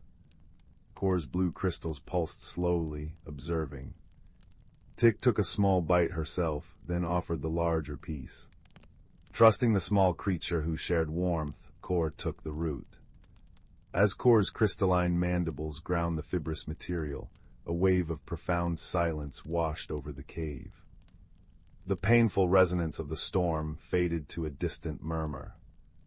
Core straightened, the cracks on the plates stopping their spread. The blue crystals pulsed with a warm, steady light relief, gratitude. Core looked down at Tick and emitted a soft, harmonious chime, like glass bells underwater. It was the first sound Core had made that wasn't a rumble or a vibration felt through the ground. It was beautiful. In the quiet sanctuary of the cave, warmed by Core's presence and the soft moss light, the barriers dissolved. Tick, emboldened, pointed to herself. Tick, she said clearly. She then pointed at her furry arm, then at the cave wall, mimicking digging. Felnar plants. Core watched intently. Then Core pointed a claw tip at Tick. A soft, complex harmonic resonated, like two notes played simultaneously. Tick. Core then touched a large crystal plate on its chest, producing a deeper, richer chord core. Core gestured towards the ground, then upwards, mimicking flight, followed by a low, grinding sound. Xylos. Minerals. They spent hours like this, sheltered from the storm. Tick showed Core samples of Felnarian moss, explaining through gestures and simple sounds how it stored starlight. Core showed Tick how to tap certain crystals to make them glow brighter or resonate with different pitches, demonstrating the musical geology of Zylos. Tick learned that Core's glare was often just focused observation, and the rumbles were attempts at communication or expressions of emotion Core couldn't vocalize like Tick. Core learned that Tick's quick movements weren't aggression, but curiosity or anxiety, and her chittering could mean many things depending on the pitch. They laughed, Tick with a series of high-pitched giggles, Core with a cascade of shimmering chimes that vibrated pleasantly in Tick's chest. When the storm finally passed, revealing Lyra's tear bathed in serene moonlight, they emerged together. They worked as a team to gather materials. Tick, with her small size and dexterity, collected edible glowing berries from high vines and soft, insulating moss for bedding. Core, with immense strength and mineral senses, broke off specific resonant crystals to repair critical components on Tick's escape pod beacon, and located rare minerals needed for Core's own craft's power core. One afternoon, while searching for a specific conductive ore, Core's massive foot dislodged a rock slide near a precarious cliff edge where Tick was foraging. Tick shrieked as the ground gave way. Without hesitation, Core lunged, a long limb snapping out faster than thought. The powerful claws closed gently but firmly around Tick, lifting her to safety just as the rocks tumbled into the abyss. Tick clung to Core's claw, her heart hammering, not with fear of Core, but with gratitude. Core set her down carefully, the blue crystals pulsing rapidly with concern. Tick patted the cool crystal surface reassuringly. Safe, Core safe, Tick. Later, when a territorial, six-legged reptilian creature, attracted by the glow of Core's crystals, lunged from the undergrowth, Tick didn't freeze. She remembered Core's sensitivity to sound. She let out a piercing, sustained shriek, a sound specifically designed on Felnar to startle predators. The frequency was agonizingly high for the reptile, which screeched and retreated. Core, protected by the dampening effect still lingering from the whisper root, watched in astonishment as the tiny creature defended the giant. Core chimed a melody of profound thanks. The day came when both their crafts were repaired enough to send signals. A Felnarian recovery ship and a Zylosian mineral barge responded, homing in on their beacons.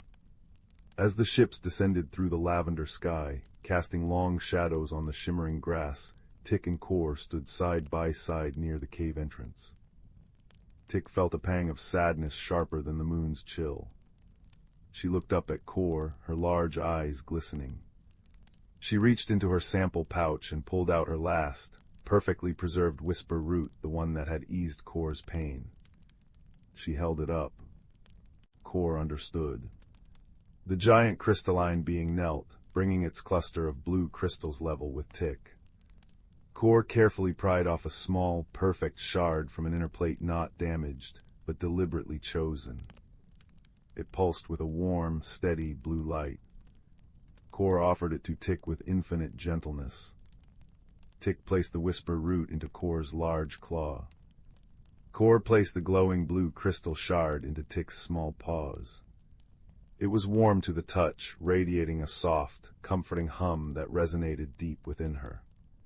It wasn't just a crystal, it was a piece of Core's harmony, a tangible memory of shared warmth in a cold cave, of protection, and of understanding forged in silence and storms.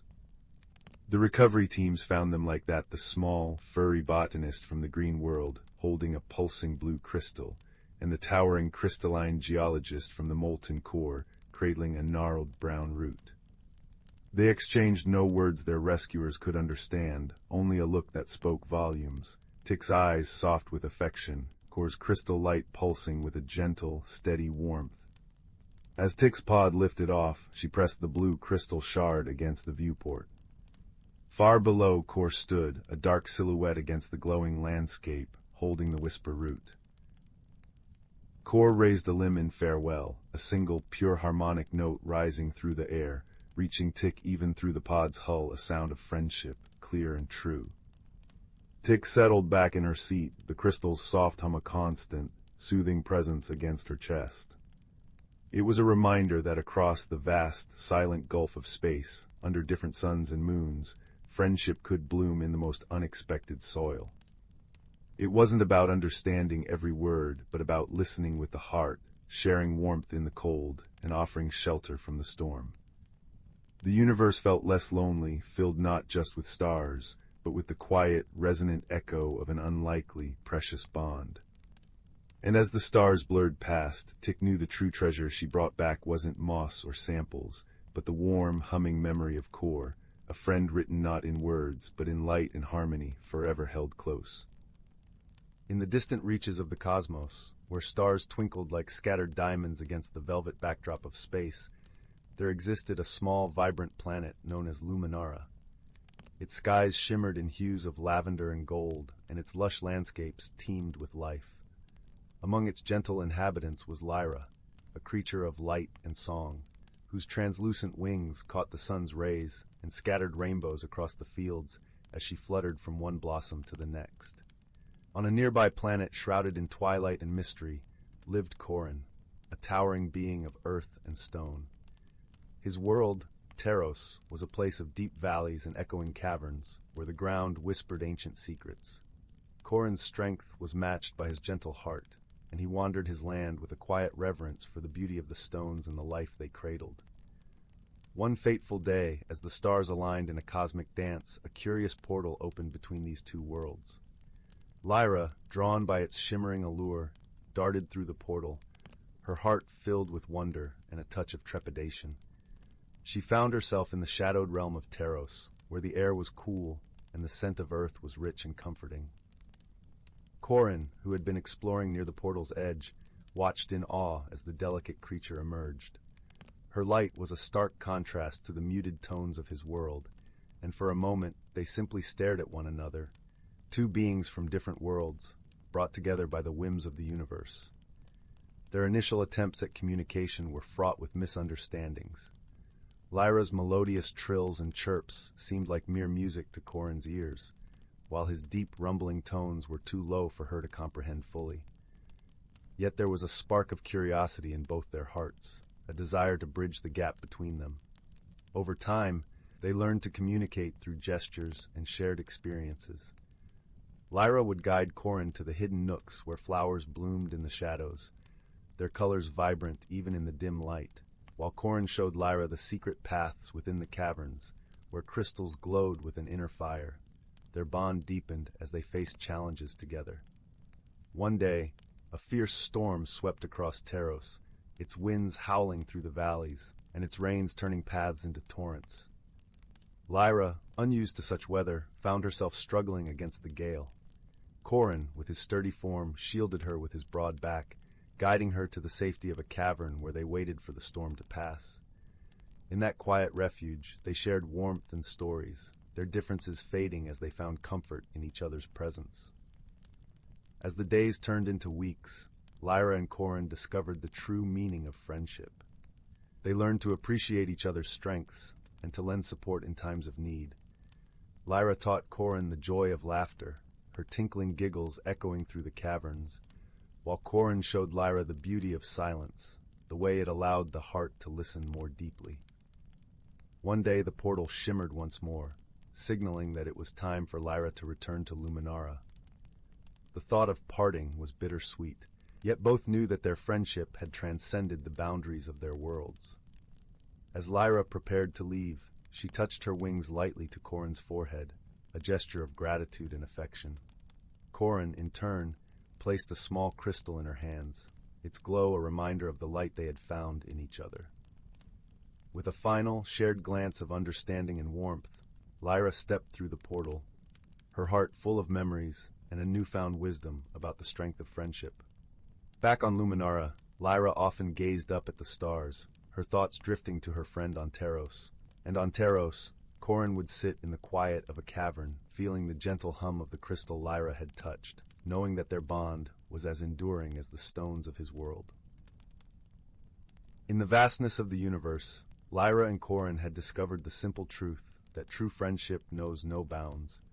and that even the most unlikely companions can find understanding and joy in one another. And so, beneath the watchful gaze of the stars, their friendship endured, a testament to the harmony that could be found in diversity and the strength that could be born from shared hearts. In a quiet corner of the spiraling galaxy, where stardust gathered like snowflakes in the cosmic winds, there drifted a small, forgotten space station known as the Starlight Haven. It was here that two unlikely souls found one another, drawn by the gentle pull of curiosity and the universal longing for companionship. The first was a being from the crystalline world of Lumina, whose body shimmered with soft, shifting colors that mirrored her emotions. Her name was Lyra, and she communicated not with words, but with hues that flowed across her skin like liquid light. When she was joyful, she glowed in warm golds and sunny yellows. When thoughtful, she deepened into tranquil blues and purples. She had come to the Starlight Haven to tend its neglected garden dome, where bioluminescent plants whispered secrets in the language of light. The second was a creature from the harmonic planet of Sinara, a place where thoughts were expressed through gentle, melodic hums. His name was Kale, and his form was slender and graceful, with delicate frills that vibrated to produce soothing frequencies. His eyes, large and dark, reflected the stars he so loved to observe. He had arrived at the station to repair its ancient nebula observatory, hoping to listen to the music of the cosmos. Their first meeting was a symphony of confusion. Lyra, upon seeing Kale, flushed a nervous silver, her light pulsing rapidly. Kale, startled, emitted a high-pitched chime that made the nearby glass panels tremble. For days, they moved cautiously around one another, each trying to decipher the other's strange ways. Lyra would tend her glowing plants, her colors shifting in patterns Kale could not understand. Kale would hum softly to himself while adjusting the observatory's crystalline arrays, creating vibrations that Lyra felt as tingles along her skin. One afternoon, as Lyra was watering a cluster of star blossoms, flowers that bloomed only in the presence of kindness, she noticed Kale struggling with a tangled web of glowing vines that had overgrown a control panel. Without thinking, she reached out, her hand glowing a gentle, helpful green. But Kale, seeing the sudden movement and unfamiliar color, flinched and let out a sharp, discordant note that made Lyra step back, her light dimming to a sad gray. It was their first misunderstanding, but it would not be their last. Another time, Kale tried to share his joy at fixing the observatory by humming a bright, ascending scale. To him, it was a song of triumph. To Lyra, it felt like an overwhelming burst of energy that made her plants droop. She responded by flashing a concerned amber, which Kale misinterpreted as irritation. They retreated to their separate corners of the station, feeling lonely and perplexed. But the Starlight Haven itself seemed to wish for their friendship. The garden dome and the observatory were connected by a slender corridor lined with windows that looked out upon the swirling nebula outside, a tapestry of violet, rose, and sapphire gases that danced in the silent void. It was here in this in-between space that they began to leave small offerings for one another. Lyra started placing a luminous moon pearl, a gem that glowed with soft, steady light, on the windowsill each morning. Kale, curious, began leaving a harmonically charged crystal that hummed a gentle lullaby when touched. Slowly, tentatively, they learned to read each other's gifts not as alien oddities, but as gestures of goodwill. One evening, as a meteor shower painted silver streaks across the observation dome, they found themselves standing together before the great window. Lyra glowed a hesitant, questioning blue. Kale responded with a soft, questioning hum that rose like a whisper. Then inspiration struck. Lyra pointed to a particularly bright meteor, and her skin flushed with awe, a brilliant, sparkling silver. Kale, understanding, hummed a tone that matched exactly the wonder she felt. It was their first true connection. From that night on, they began to build a shared language, one of blended light and sound. They discovered that Lyra's colors could harmonize with Kale's frequencies, creating something entirely new and beautiful.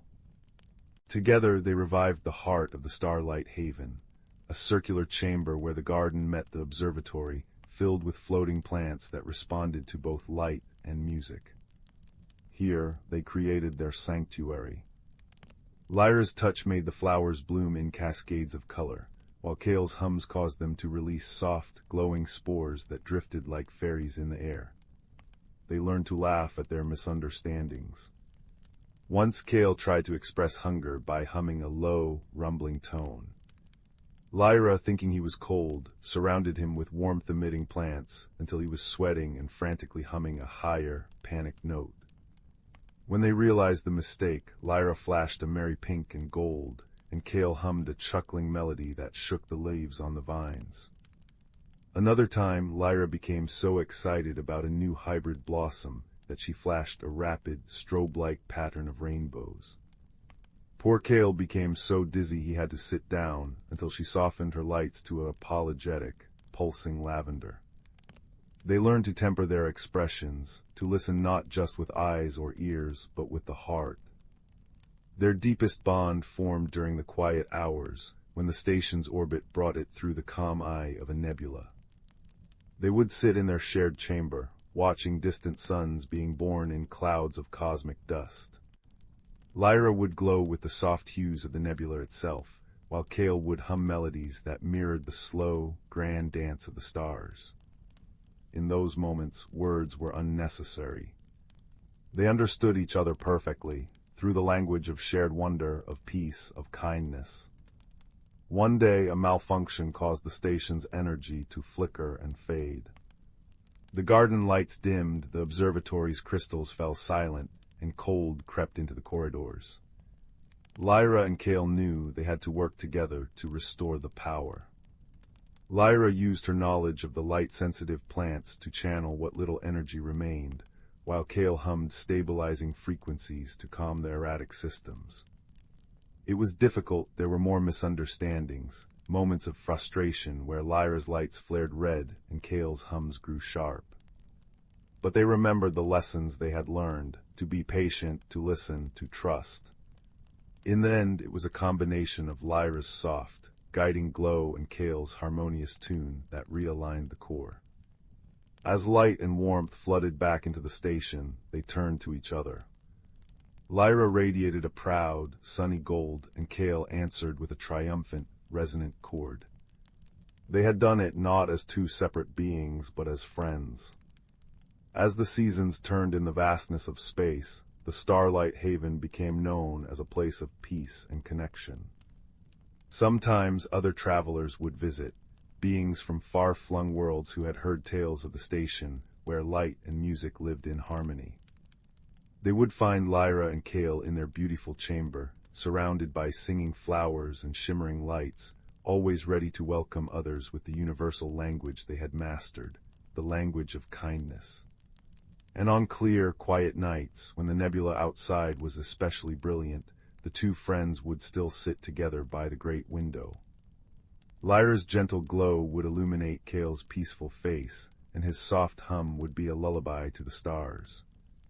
They had learned that no matter how different we may seem, whether we speak in colors or frequencies, whether we come from worlds of crystal or song, we all understand the warmth of a shared shelter, the joy of laughter, and the comfort of a friend under the watchful eyes of the distant, loving stars.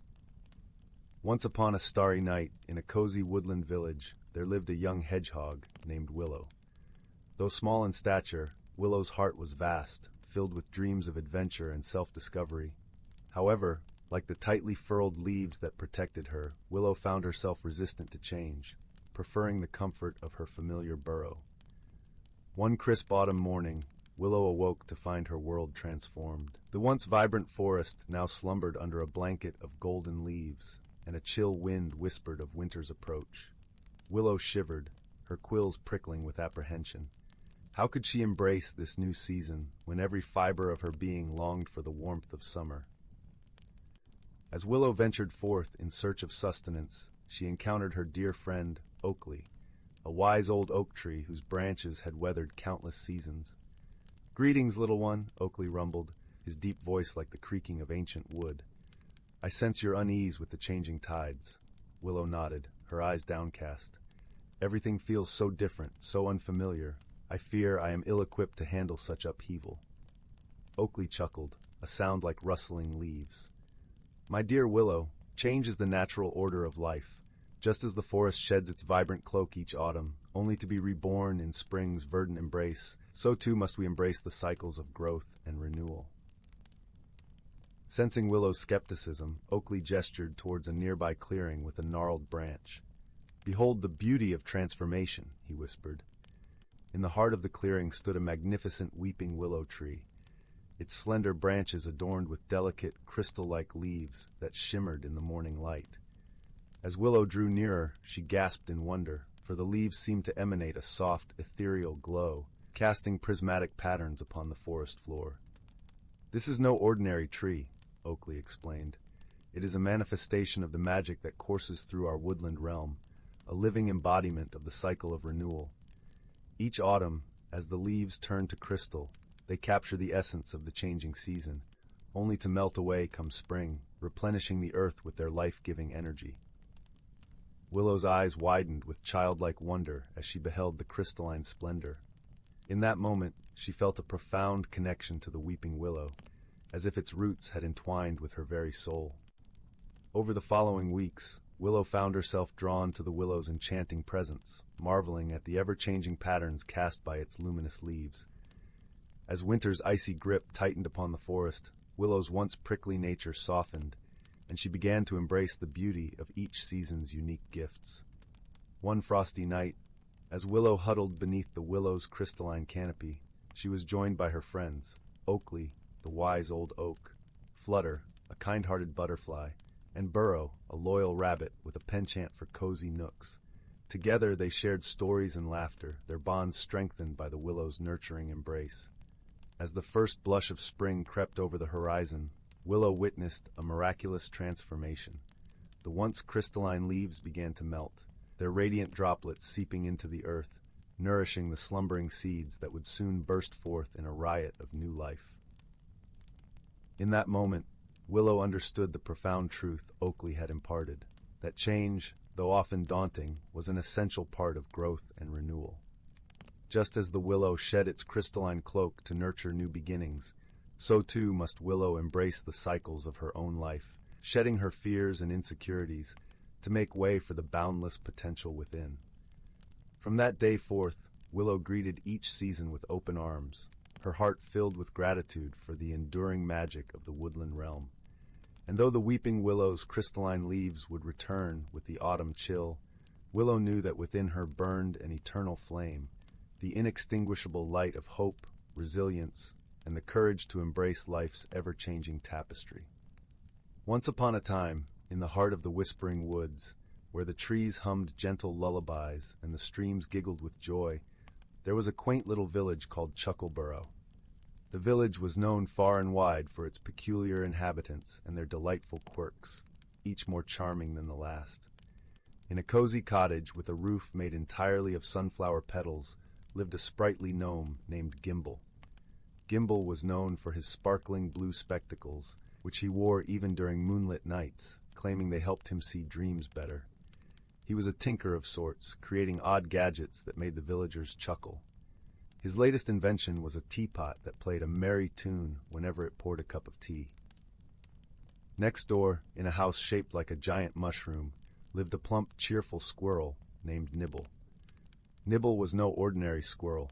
He wore a tiny red vest and had a tail that seemed to have a mind of its own, often wagging to the rhythm of his laughter. Nibble was the village's storyteller, regaling the young and old with tales of faraway lands and magical creatures. One sunny morning, as the dew glittered like diamonds on the grass, Gimble and Nibble gathered with their friends in the village square. There was a buzz of excitement in the air, for today was the annual Chuckleborough Jamboree, a day filled with games, feasts, and contests of whimsy. But as the preparations were underway, a peculiar problem presented itself. A mysterious fog, tinged with a hint of lavender, had settled over the village overnight. It wasn't an ordinary fog, for it seemed to shimmer and shift, and the villagers soon discovered that anyone who entered it found themselves speaking in rhymes. While this was amusing at first, it quickly became problematic. How could they organize the jamboree when every instruction was transformed into a poetic riddle? Gimbal, with a twinkle in his eye, declared that they must find the source of this magical mist. A fog that speaks in verse and song must have a story to which it belongs, he mused, adjusting his spectacles. Nibble, his tail wagging excitedly, agreed. Let us seek the fog's creator and make our village celebrations greater. And so, the quirky duo set off on an adventure, accompanied by their friends, a bashful hedgehog named Prickle, who always wore a jaunty little hat, and a wise old owl named Hoot, who loved to solve puzzles. Their journey led them through the heart of whispering woods, where the trees whispered secrets of the past. As they followed the trail of the lavender fog, they encountered a series of delightful surprises. First, they met a family of fireflies who danced in the air, spelling out messages in glowing letters. One said, "To find the source, follow the course, where the sunlight kisses the forest floor." Guided by this luminous clue, the friends arrived at a glade where the sunlight streamed through the canopy in golden beams. There they found a small, shimmering pond, the surface of which was alive with ripples that formed words and rhymes. At the edge of the pond sat a whimsical creature, a tiny, giggling sprite named Limerick. With hair like spun silver and eyes like twinkling stars, Limerick was the master of the fog. She explained, between fits of giggles, that she had accidentally spilled her rhyming elixir into the air while practicing her spells for the jamboree. Oh dear, what a funny mistake! I only wanted a rhyme or two to make." Limerick chirped, her laughter ringing like chimes. Gimbal and Nibble, both chuckling at the serendipity of it all, assured her that all was well. "With a bit of wisdom and a dose of cheer, we'll turn this mishap into a wondrous affair," Gimbal said.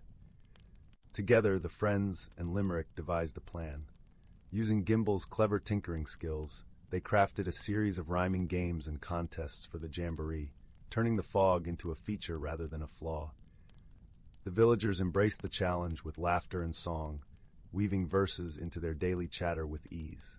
As the day of the jamboree dawned, the village square was alive with color and sound. The lavender fog, no longer a puzzle, danced around the villagers, carrying their rhymes on the breeze.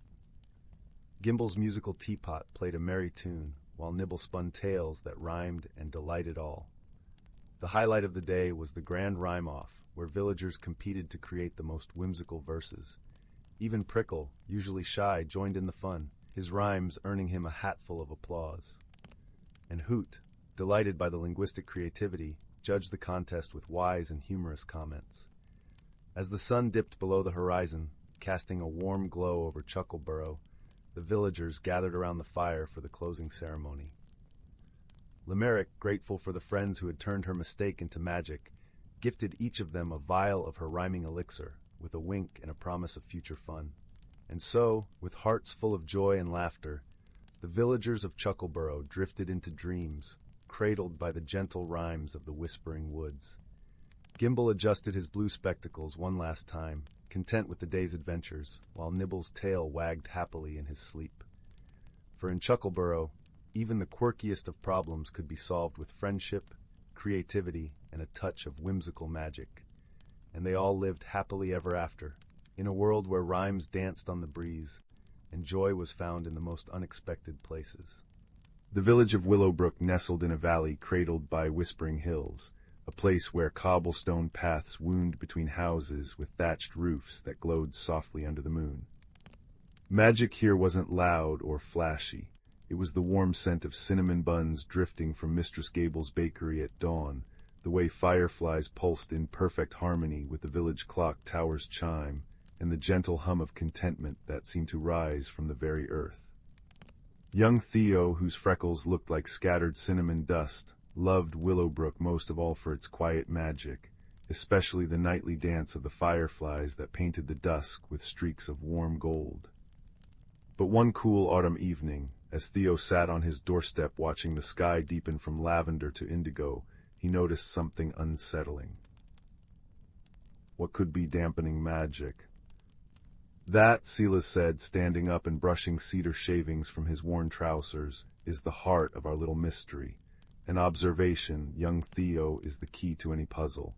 Are you ready for a moonlit walk? Together, with Fern flitting ahead like a shadow, they followed the path alongside the brook. The water, usually chuckling merrily, seemed to flow more sluggishly. As they neared the crystal springs, the air grew cooler still, and Theo felt a strange hush fall, like the woods were holding their breath.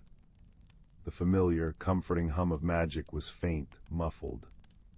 The springs were a small, clear pool fed by water trickling down a mossy rock face. Moonlight should have fractured into 1,000 dancing diamonds on its surface. Instead, the pool looked dull, lifeless. And clustered on the rocks surrounding the pool, Theo saw them, hundreds of fireflies. But they weren't flying. They sat huddled together, their lights flickering weakly, like distant stars obscured by cloud. They're here. Theo breathed, his heart aching at their dim glow. But why won't they fly? Silas knelt by the water's edge, his brow furrowed.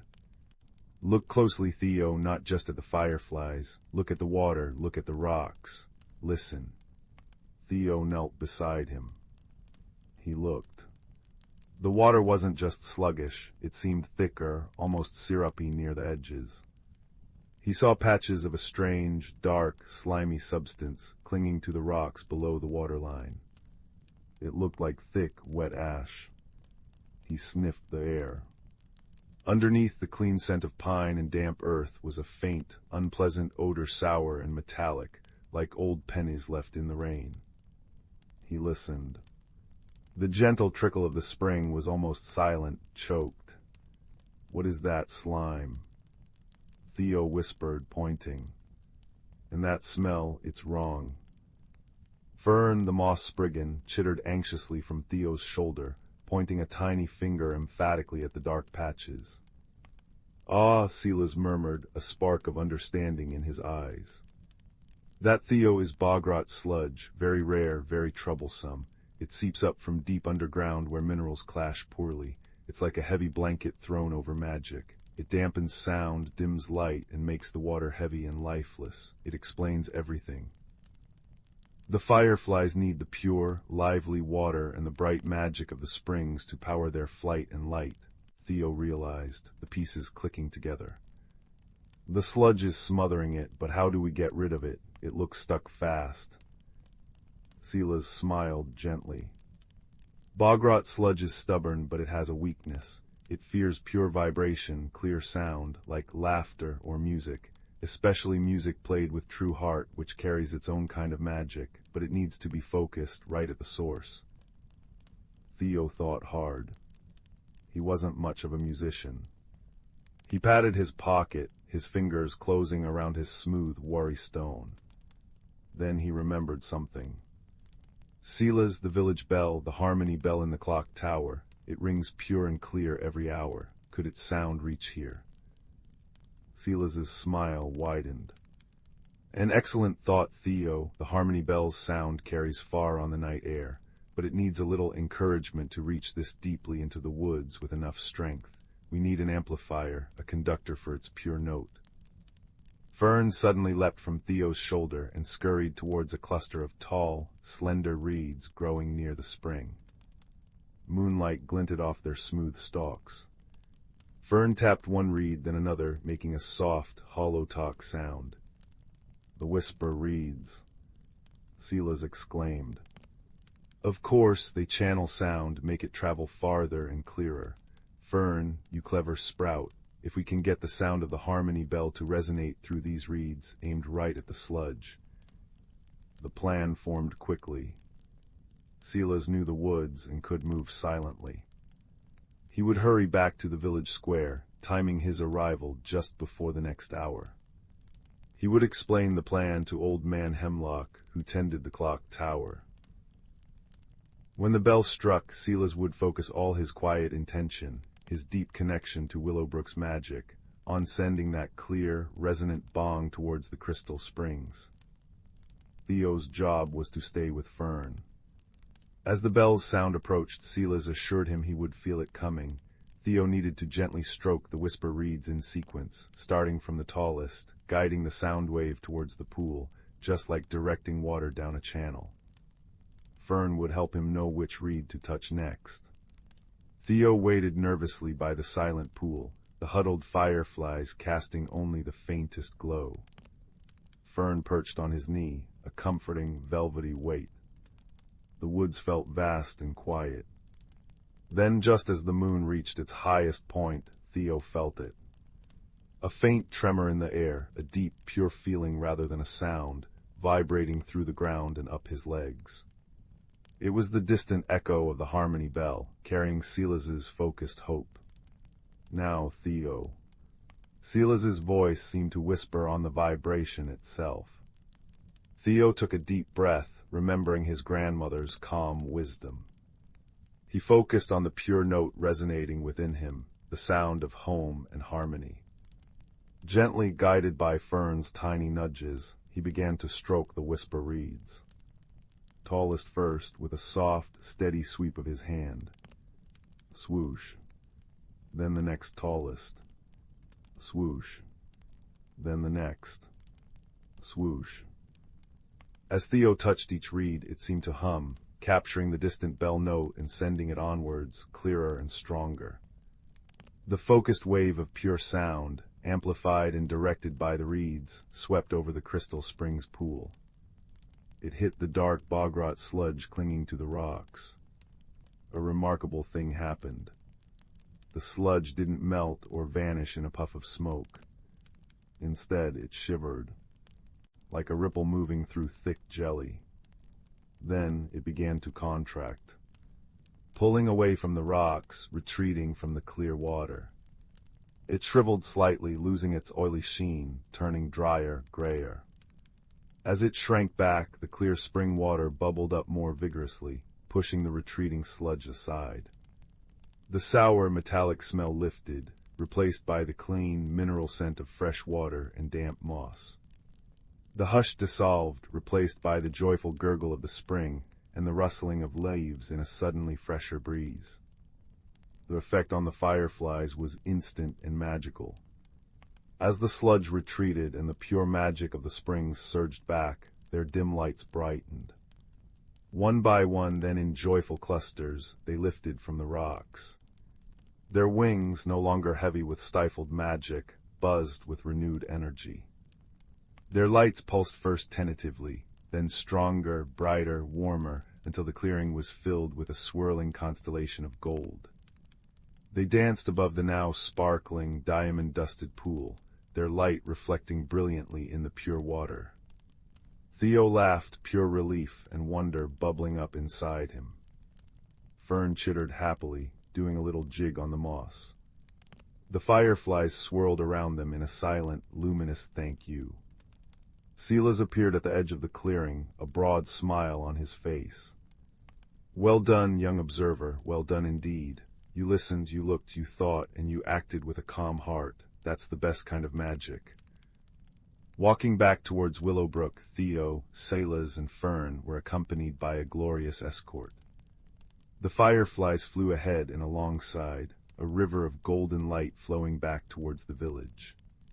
As they emerged from the woods, the villagers, drawn outside by the returning glow, gasped in delight. The golden light washed over the meadow, touching the tightly closed buds of the night-blooming glories.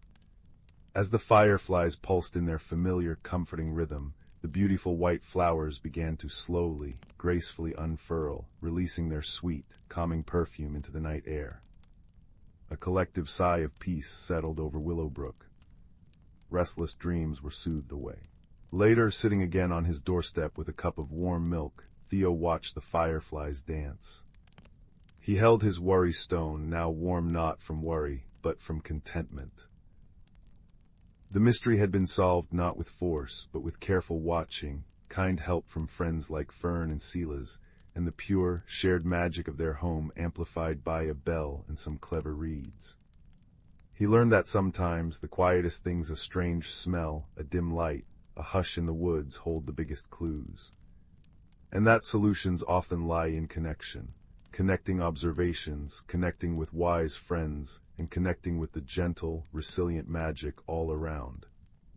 The air was sweet with night-blooming glory, the fireflies painted golden paths on the velvet dark, and the soft chime of the harmony bell echoed faintly, a reminder of the pure note that had cleared the shadows. Theo smiled, the cozy magic of Willowbrook wrapping around him like a soft blanket, and knew that all was well. The gentle hum of the sleeping village was the most comforting sound of all. The fire crackled softly in the hearth, casting dancing shadows upon the walls as the evening settled into a deep, velvety blue outside the window. The warmth reached out like a gentle embrace, and in this cozy circle of light a story begins. A story not of grand adventures or fearsome dragons, but of quiet magic and the gentle transformation of a lonely heart. In a small cottage at the edge of a whispering wood lived a boy named Kalen. He was a thoughtful child, with eyes the color of moss after rain, and a quietness about him that often made him seem older than his years. His days were spent tending to his grandmother's garden, mending fences, and watching the world from his window, a world he rarely felt a part of. You see, Kalen often felt a hollow sort of loneliness, a chill that not even the warmest blanket or brightest fire could quite dispel. He longed for connection, for a friend who understood the language of rustling leaves and the secret songs of streams. One evening, as the first stars began to prick the twilight sky, Kalen noticed something unusual. A soft, pulsing glow, like a captured ember, flickered deep within the forest. It was a light he had never seen before, not the cold silver of moonlight, nor the cheerful gold of a lantern, but something in between, warm and alive. Curiosity, a feeling he hadn't entertained in some time, stirred within him. Pulling on his worn boots and a thick woolen cloak, he stepped out into the crisp air, following the gentle beacon. The forest at night was a different world. Familiar paths became mysterious tunnels, and the sounds were amplified, the crunch of his footsteps on fallen leaves, the distant hoot of an owl, the sigh of the wind through the pine needles. But he was not afraid. The strange, warm light drew him forward, a silent guide. He walked until the trees grew thick and the cottage lights vanished behind him, until he stood before an ancient, gnarled oak tree, its trunk wide enough to hide 3 children behind. And there, nestled within a hollow in the oak's great trunk, was the source of the light.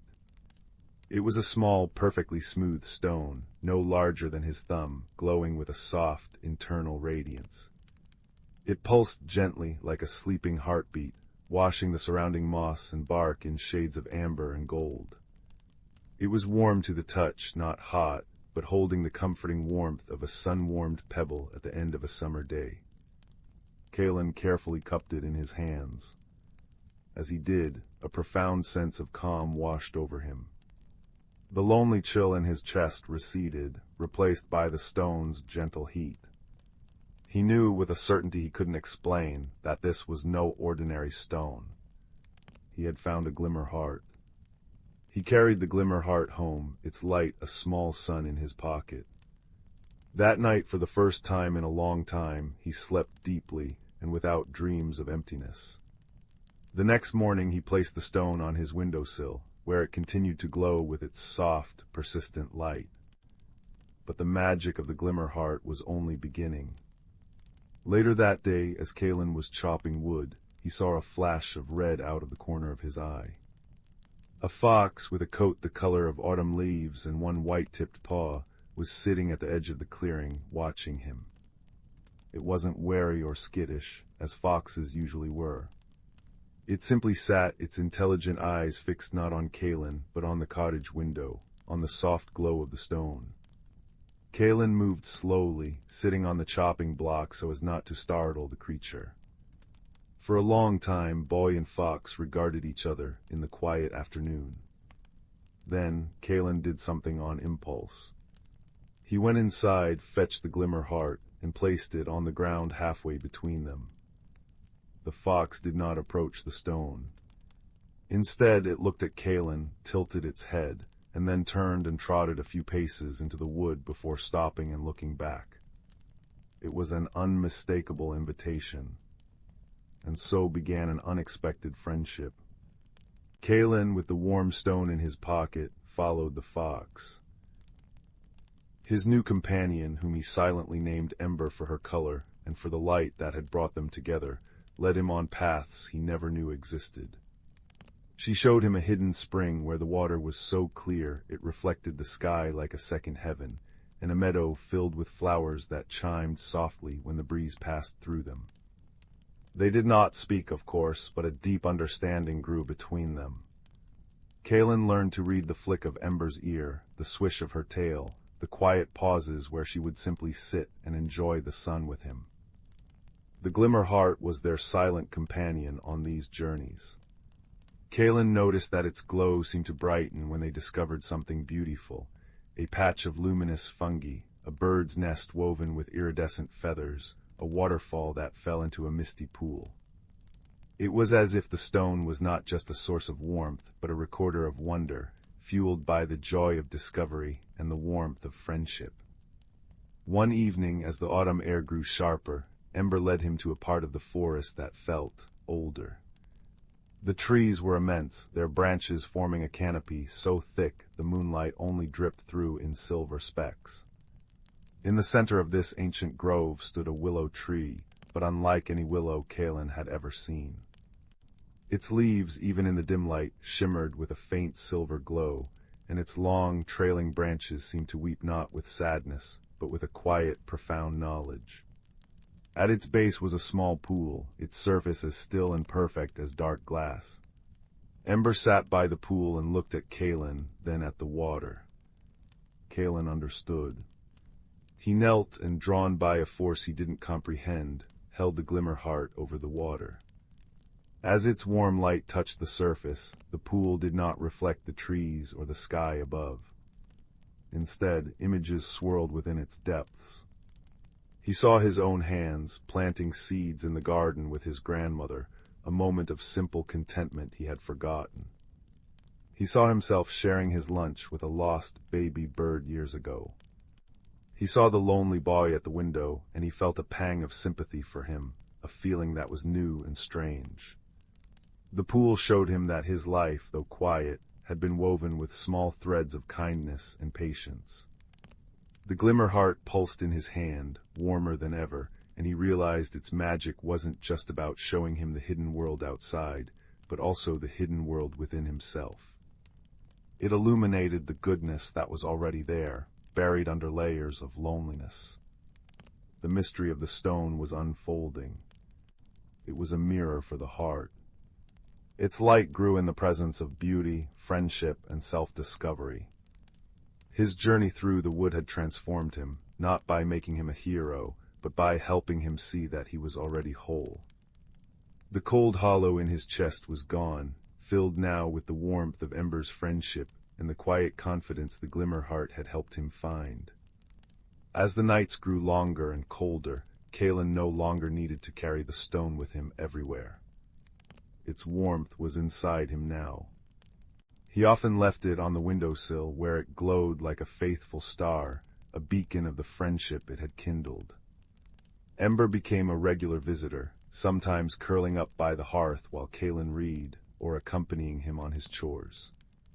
They were a quiet pair, a boy and a fox, bound by a magic that asked for nothing but shared silence and mutual respect.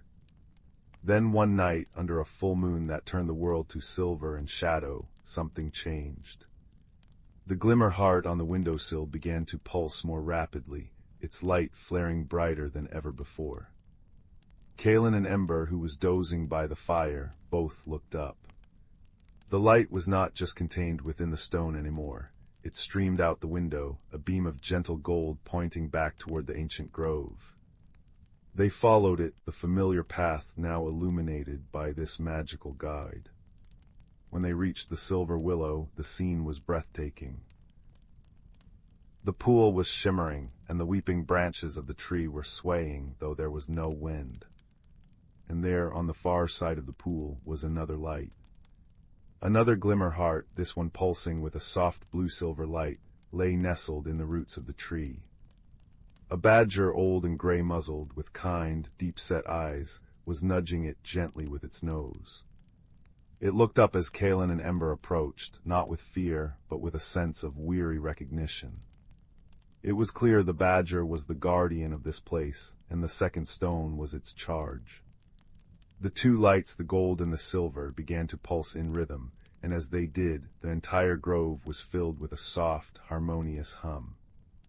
The silver leaves of the willow glowed brighter, and for a moment Kalen felt he could understand the ancient language of the forest, the slow thoughts of the trees, the quick, bright chatter of the streams, the patient wisdom of the stones. The badger looked from its stone to Kalen's, and then to the two friends. It gave a slow, deliberate nod, as if a long-awaited meeting had finally come to pass. Then it gently picked up the silver glimmer heart in its mouth, turned, and ambled slowly into the deeper shadows of the grove, its form soon swallowed by the darkness. The beam of light from Kalen's stone faded, and its pulse returned to its normal, gentle rhythm. Kalen understood. The stones were part of a pair, perhaps needing to be brought together to renew the magic of this sacred place.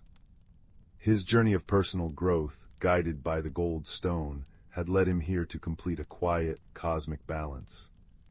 He had not been chosen for a grand task, but for a gentle one, to be a friend, to be curious, to be kind, and in doing so, to play his small part in the great, turning world. He and Ember walked home in comfortable silence, the gold stone now warm and content in his pocket. He knew the badger and the silver stone were where they needed to be, just as he and Ember were where they belonged. The mystery was solved not with a shout, but with a sigh of contentment. Now, as the fire in the hearth settles into a bed of glowing coals and the night holds the world in its deep, soft embrace, Kalen is asleep in his bed. The glimmer heart rests on his bedside table, its light now a constant, soft thrum, a testament to a heart that is no longer lonely. Outside, curled in a cozy nest of dry leaves under the porch, Ember dreams Fox dreams. Their friendship, forged in the gentle light of a magical stone, burns steady and true, a quiet flame in the vastness of the world. And so the story ends where all good stories should, with warmth, with peace, and with the promise of a new day. The embers in the hearth crackle their final, sleepy good night. The room is filled with a soft, orange glow, and the only sound is the gentle rhythm of quiet breathing. The journey is over, the heart is warm, and the world is exactly as it should be. It is time to close your eyes, let the warmth of the story settle around you like a soft blanket, and drift into dreams as peaceful in content as a boy and his fox friend, safe and loved under a starlit sky. Sleep well. In a cozy cottage tucked away in a woodland glade, there lived a young rabbit named Hazel. She had always been content hopping amongst the ferns and wildflowers, her soft brown fur blending seamlessly with the earthy surroundings. Yet, deep within her heart, a flicker of curiosity burned, a yearning for something more. One dewy morning, as Hazel nibbled on a crisp dandelion leaf, a glimmering light caught her eye. She followed the ethereal glow to a clearing where a magnificent butterfly floated before her. Its wings were a kaleidoscope of vibrant hues, shimmering with an otherworldly radiance. "Greetings, young Hazel," the butterfly spoke in a melodious voice. "I am Zephyr, a guardian of transformation." Hazel's eyes widened in wonder. "A talking butterfly? This must be a dream." Zephyr fluttered closer, trailing stardust in her wake. "Dreams are the seeds of change, my dear. You have a great journey ahead, one that will test your courage and reshape your very being." Uncertainty flickered across Hazel's features. Change was a daunting concept, and she had always found solace in the familiar. "But I'm just a simple rabbit," she protested. "What journey could possibly await me?" With a warm chuckle, Zephyr replied, "The most wondrous transformations often begin with the smallest of seeds. Look within, and you will find a spark waiting to be fanned into a brilliant flame." Before Hazel could respond, a rustling came from the undergrowth, and two of her dearest friends emerged, Oakley, the wise old oak tree, and Flutter, the hummingbird. "Do not fear, little one," Oakley rumbled, his bark rough yet comforting. "We will be with you every step of the way." Flutter zipped excitedly around Hazel's head. "Oh, this is going to be such an adventure. You'll see. It will be simply dazzling." Reassured by her friend's presence, Hazel turned to Zephyr. "What must I do?" The butterfly's wings shimmered with magic. "Seek the enchanted grove, where the veil between worlds grows thin. There, you will undergo a transformation that will reveal your true self." With a deep breath, Hazel nodded. Though apprehensive, she knew this was a journey she must embark upon. And so, with Oakley and Flutter by her side, Hazel set off into the unknown, her paws treading paths she had never dared explore before. The forest seemed to come alive with each step, whispering secrets in the gentle whispers of the wind. After many twists and turns, they arrived at the Enchanted Grove, a vibrant meadow where moonbeams danced across a shimmering stream. Hazel gazed in awe at the ethereal beauty surrounding her. Suddenly, a warm glow emanated from within her, and she felt her body beginning to shift and change. Her fur transformed into downy feathers of the richest brown, and her paws melded into delicate wings. Oakley and Flutter watched in wonderment as their friend emerged from her cocoon, reborn as a magnificent owl. Hazel stretched her wings, reveling in her newfound form, and took to the skies with a joyous hoot. As she soared above the treetops, bathed in the soft moonlight, Hazel realized that the spark Zephyr had spoken of was her own inner strength and resilience. The journey had been one of self-discovery, revealing the beauty and grace that had been within her all along. With a grateful heart, Hazel descended to her friends, her eyes shining with wisdom. "Thank you," she said, her voice now a gentle coo. "Without your guidance and unwavering support, I may never have found the courage to spread my wings." Oakley and Flutter beamed with pride, for they knew that their friend had blossomed into her truest, most radiant self. From that day forth, Hazel took to the night skies, her keen eyes ever watchful for those in need of guidance. And whenever a fellow creature felt lost or uncertain, she would share the lessons she had learned. That change, though daunting, can be an opportunity for growth and transformation, and that true beauty lies not in physical form, but in the courage to embrace one's authentic self. The little village of Bramblebrook was the sort of place where cobblestones remembered every footfall, where chimney smoke curled into lazy spirals, and where everyone knew that Mrs. Higgins' apple tarts tasted best on Tuesdays. It was ordinary in the most comforting way. And in this ordinary village lived a quiet boy named Leo, whose greatest treasures were the smooth stones he collected from the brook and the stories his grandmother told by the hearth. Leo's grandmother had a small cottage tucked away at the edge of the village, where the fields met the whispering woods. It was filled with the comforting scent of drying herbs, beeswax, and memories.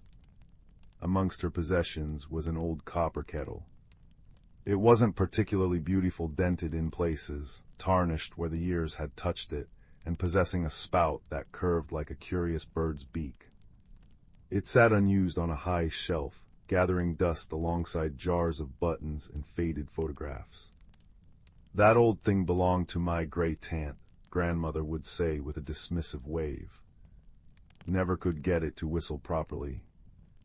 One crisp autumn afternoon, while grandmother napped in her rocking chair, Leo was tasked with dusting the high shelves. Reaching for the kettle, his fingers brushed its cool surface. As he lifted it down, a faint, almost imperceptible hum vibrated through the metal and into his hand. It felt warm, alive. Startled, Leo nearly dropped it. He peered inside.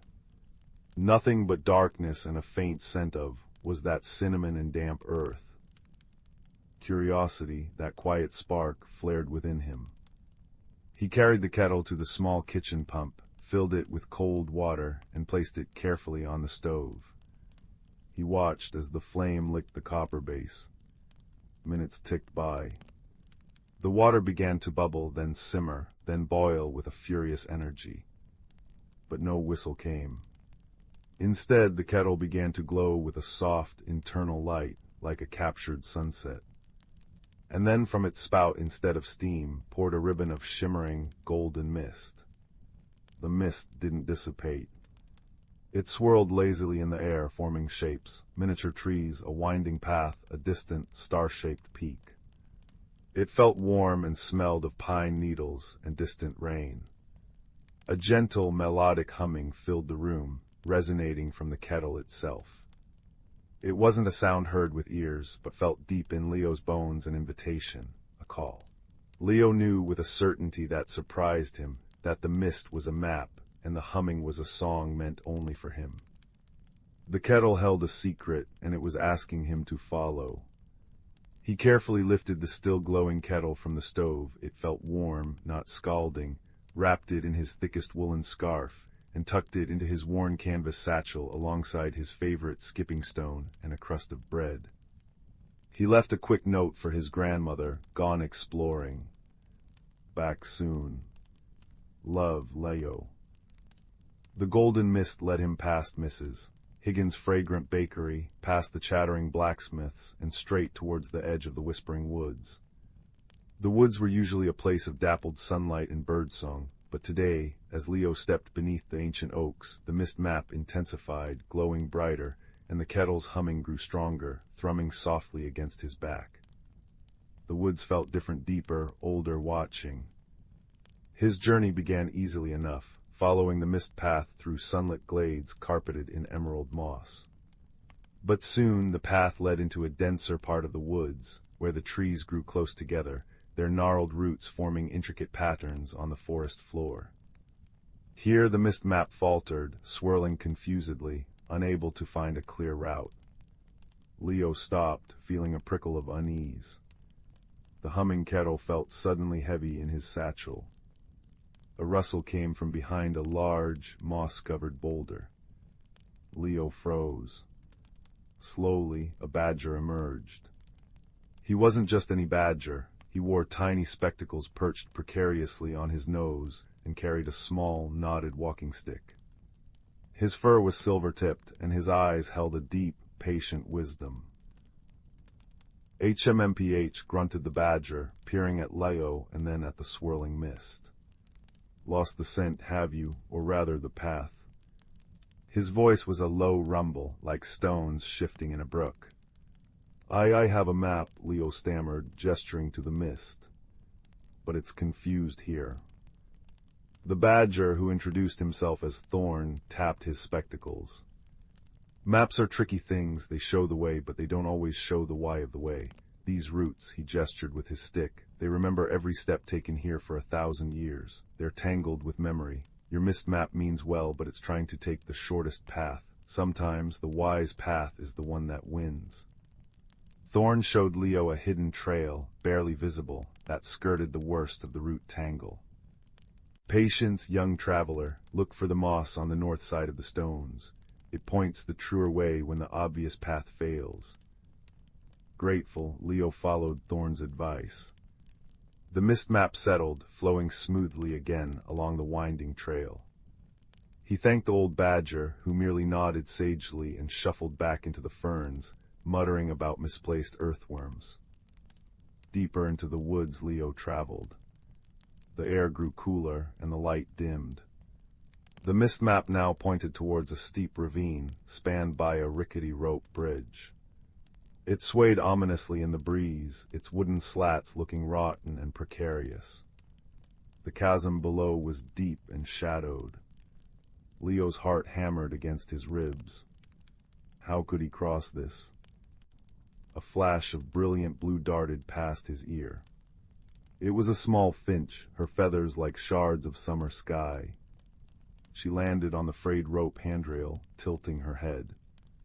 Squeaky, squeaky, she chirped, her voice surprisingly loud and clear. Not strong, wind sings bad song. It looks unsafe, Leo agreed, eyeing the bridge warily. The kettle hummed anxiously in his bag. The finch, whose name was Pip, fluttered down and landed on Leo's shoulder. Listen, she urged. Listen to the wind, not just noise, feel. Leo closed his eyes, forcing his fear to quiet. He focused past the rushing sound of the wind. He felt it. It wasn't just blowing, it was pulsing. Strong gusts, followed by moments of eerie calm. Pip was right. The wind wasn't constant, It came in powerful, rhythmic bursts. It gusts. Leo realized aloud. It pushes hard, then stops. Pip bobbed excitedly. Yes, yes, run when quiet, hold tight when loud, like skipping stones, wait for the whoosh to pass. Taking a deep breath, Leo waited for the next powerful gust to roar through the ravine. He felt the bridge strain. When the wind abruptly died, leaving an unsettling silence, he ran. He dashed across the fragile slats, heart pounding, as Pip darted ahead, calling encouragement. Just as the next gust began to build, he reached the solid ground on the other side, gripping the post tightly as the bridge groaned and swayed violently behind him.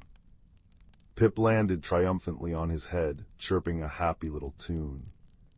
The kettle hummed a note of profound relief. The mist map glowed brighter than ever now, leading Leo and Pip up a winding path towards the star-shaped peak he'd seen earlier.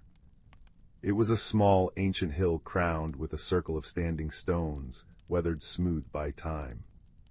At its center stood an immense, ancient oak tree, its bark deeply fissured, its branches spreading wide like sheltering arms. This, the map seemed to pulse, was the destination. But as Leo approached the stone circle, a profound sense of stillness descended. The forest sounds faded. The mist map dissipated. The kettle's humming ceased, replaced by a deep, resonant silence that seemed to emanate from the great oak itself.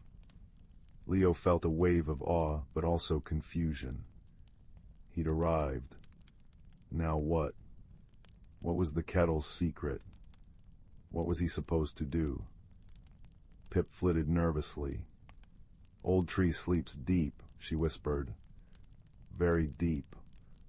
Leo approached the oak, placing his hand gently on its ancient bark.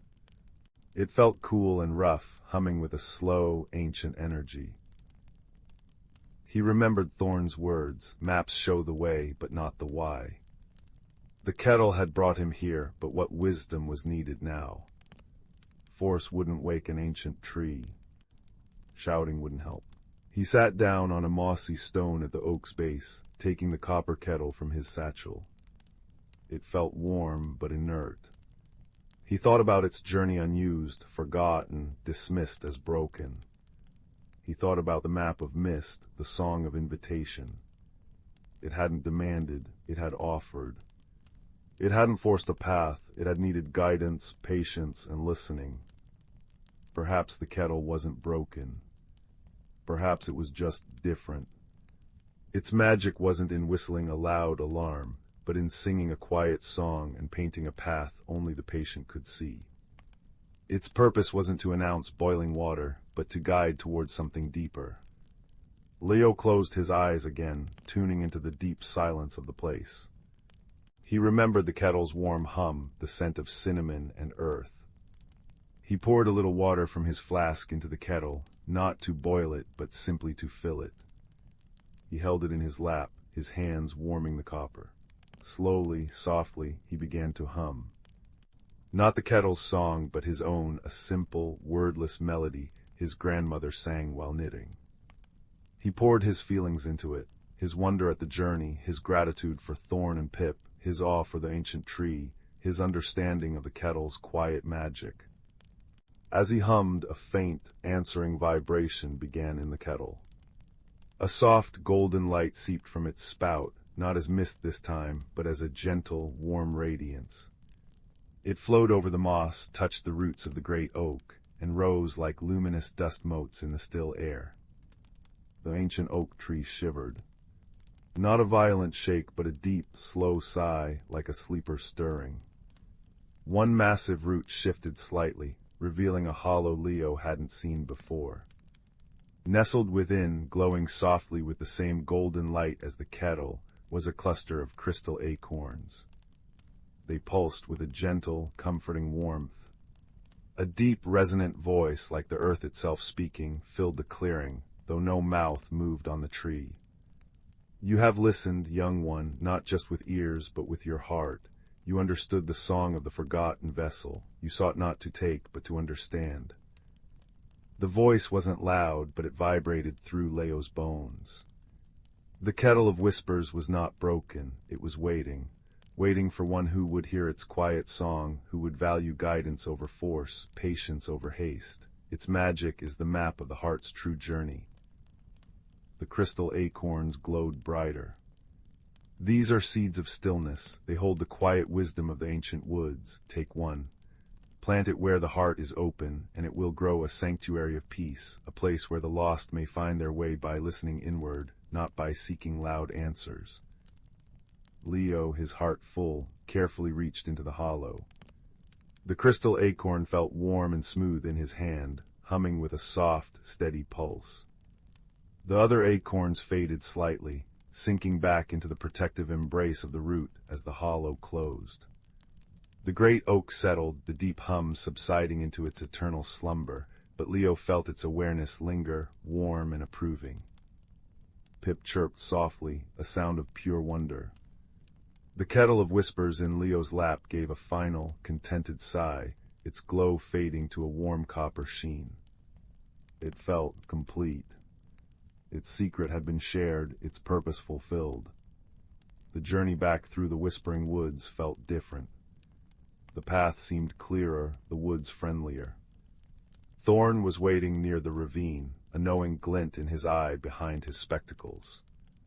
He simply nodded as Leo passed, a silent salute. Pip accompanied Leo all the way to the edge of the woods, singing a bright, complex song that seemed to tell the whole tale before she zipped back into the green depths. Grandmother was waiting on her cottage doorstep, her face etched with worry that melted into profound relief as she saw Leo. He rushed to her, showing her the now ordinary-looking copper kettle and the glowing crystal acorn nestled safely in his palm. He poured out his tale, the map of mist, Thorn's wisdom, Pip's guidance, the ancient oak, and the seeds of stillness. Grandmother listened, her eyes wide with wonder, tears glistening at the corners. She touched the kettle with reverence. "My great-aunt," she whispered, "she was the quietest soul, always listening, always knowing the right thing to say without raising her voice. She cherished this kettle. Now I understand why." Together they planted the seed of stillness in grandmother's small, sun-dappled garden.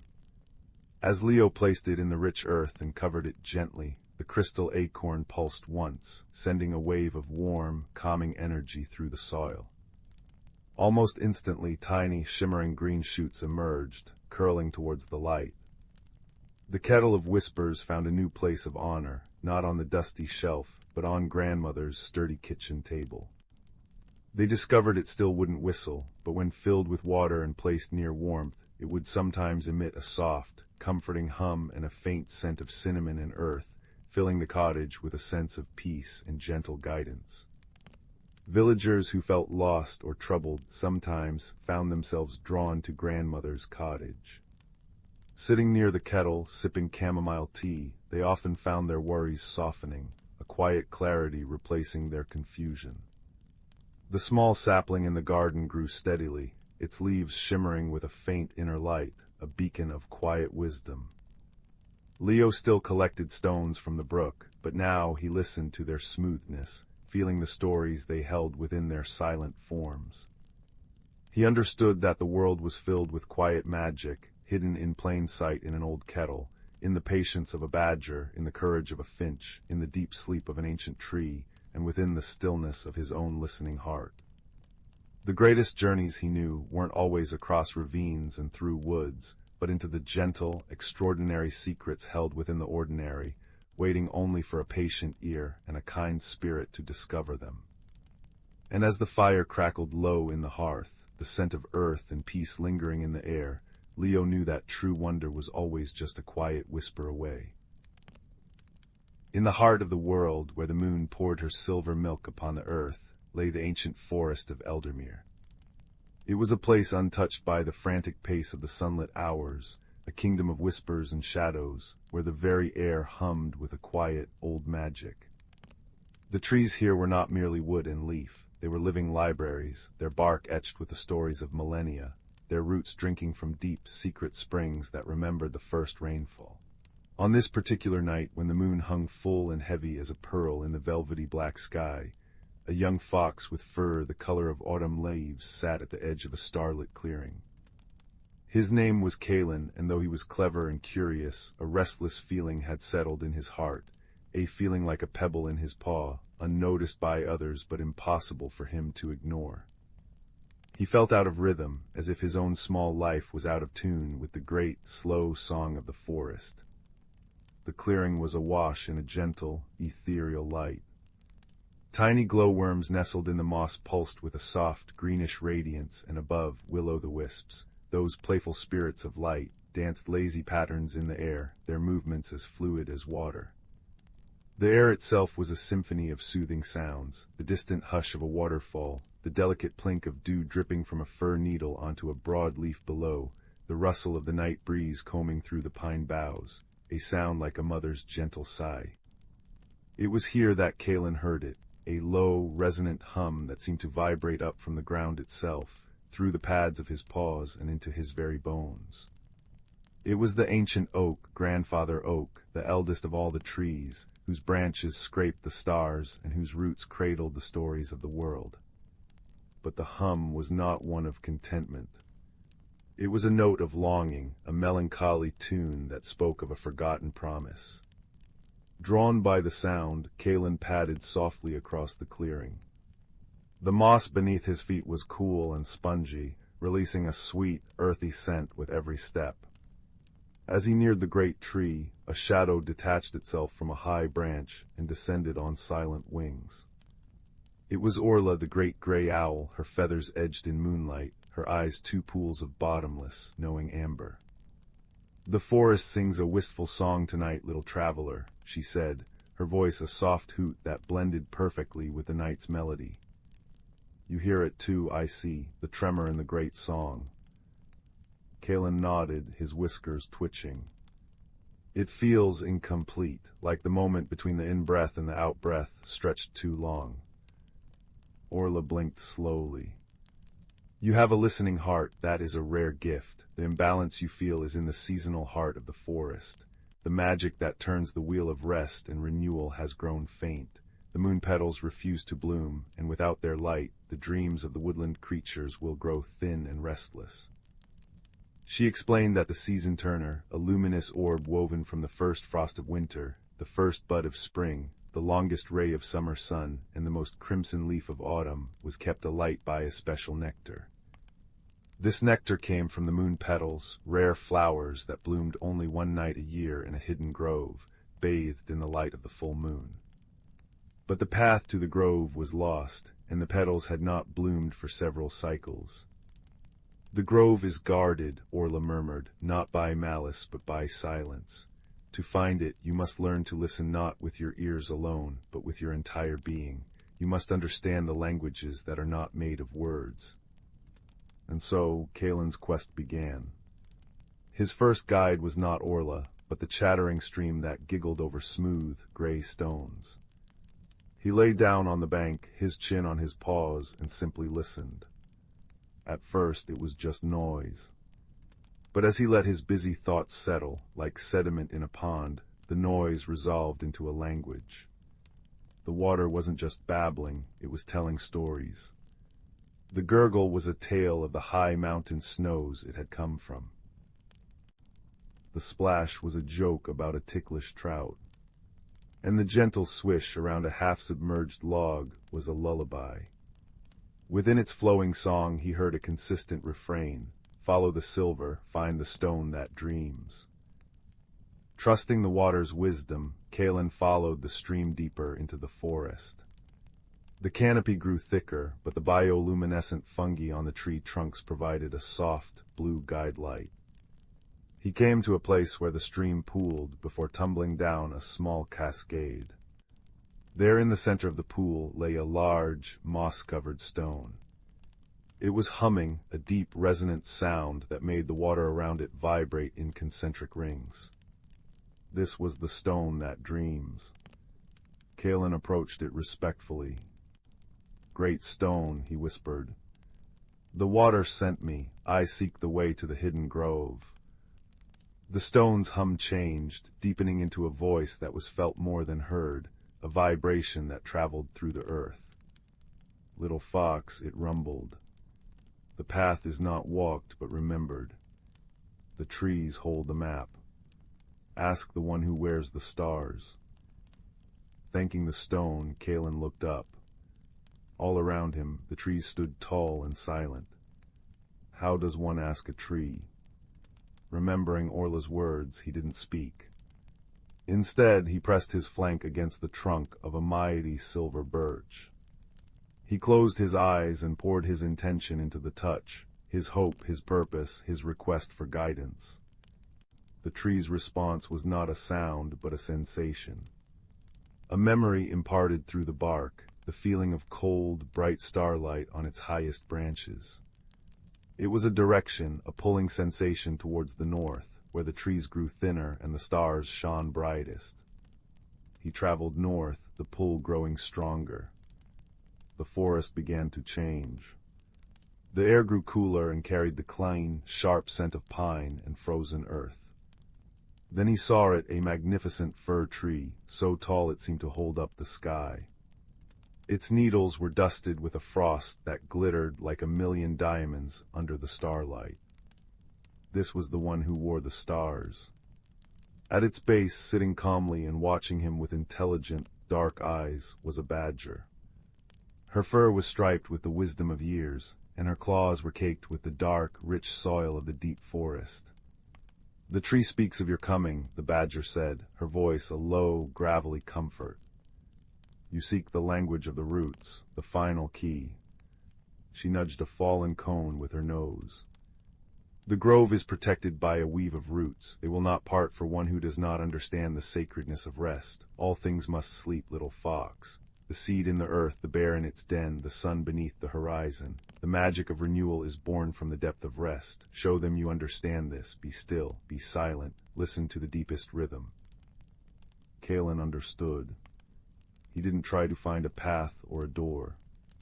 Instead, he found a cozy nook between two great surface roots of the star-wearing fir, curled his tail over his nose, and simply rested.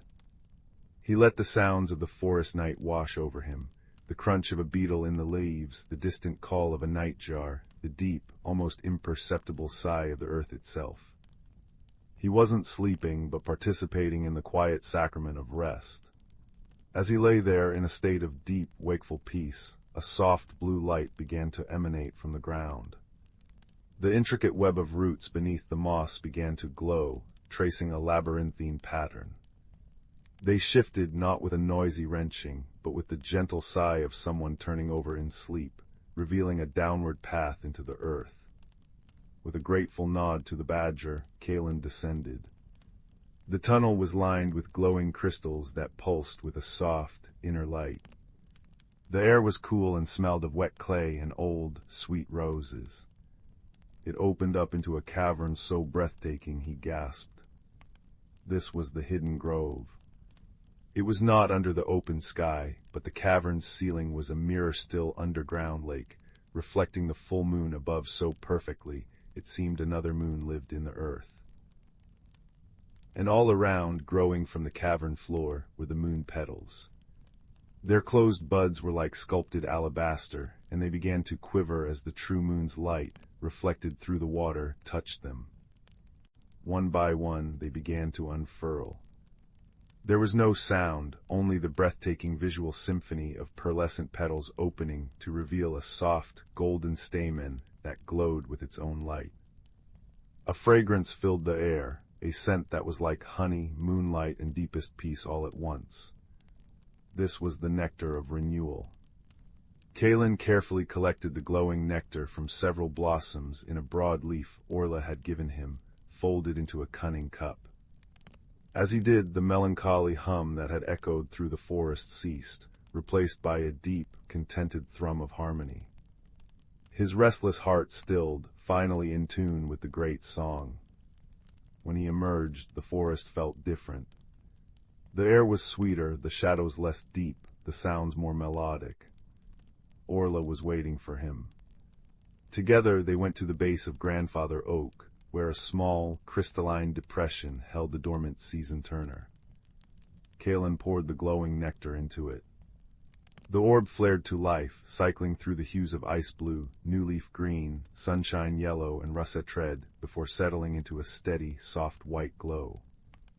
A wave of palpable magic rippled out through Eldermere. The trees seemed to stand a little taller, the streams to sing a little clearer, and a profound sense of peace settled over everything. Orla looked at Kalen, her eyes warm. "You did not learn a new language, little one. You remembered the one you were born knowing, the language of being, of listening, of resting. That is the truest magic. It turns all seasons."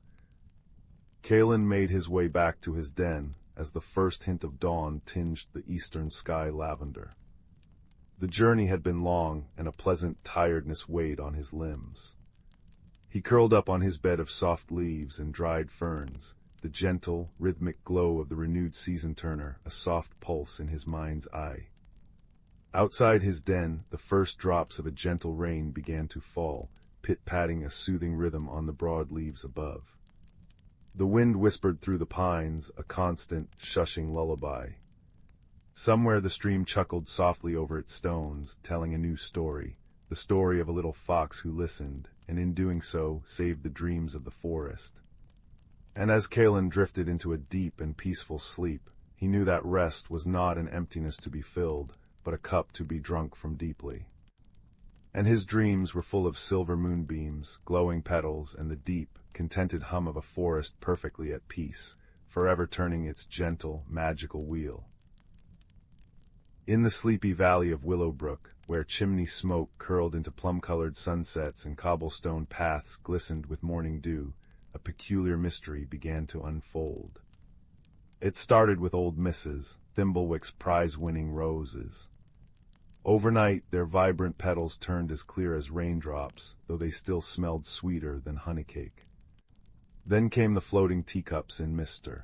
Bramble's bakery, drifting lazily above the scone trays without spilling a drop of chamomile brew. Finally, the village children discovered their knitted mittens humming soft lullabies whenever worn. Whispers fluttered through the maple groves like autumn leaves. What magic is this? Young Clara, with eyes like moss agates and a curiosity as deep as the wishing well, decided to unravel the riddle. She tucked her notebook into her apron pocket, filled her pockets with sugar-dusted biscuits, and set out beneath a sky streaked with dove-gray clouds. Her first clue came near the brook, where she found dewdrops hovering midair like tiny crystal bells. "Something's dancing where it shouldn't," she murmured, sketching the phenomenon with a charcoal pencil. Seeking wisdom, Clara climbed the hill to the cottage of Elder Rowan, whose beard held more stories than the village library. His home smelled of dried lavender and slow-brewed wisdom tea. "Ah," he chuckled, strorting his silver beard as Clara described the floating dewdrops. "Nature's shyest children are stirring, but mischief without malice needs gentle eyes to see it." He gifted her a spyglass carved from moonstone, a lens that revealed invisible footprints glittering like crushed starlight on the mossy banks. Following the trail, Clara wandered into the whisperwood, where ancient trees murmured secrets to the wind. There she met Flicker, a squirrel with fur like spun copper and a tail that shimmered when excited. "Troubles brewing by the Glimmer Pond," he chattered, nibbling Clara's offered biscuit. "The pond sprites are restless, their queen's crown has gone missing." Flicker led her through fern-choked paths to the pond, where water lilies glowed like submerged lanterns. Sure enough, tiny, translucent sprites darted frantically beneath the surface, their usual joyful bubbles replaced by worried sighs. Clara observed quietly. The sprite's magic, usually confined to polishing pebbles and guiding tadpoles, was spilling into Willowbrook, unintended ripples of their distress. Using Elder Rowan's spyglass, she spotted faint scorch marks near a hawthorn bush. "Fireflies don't burn leaves," she mused.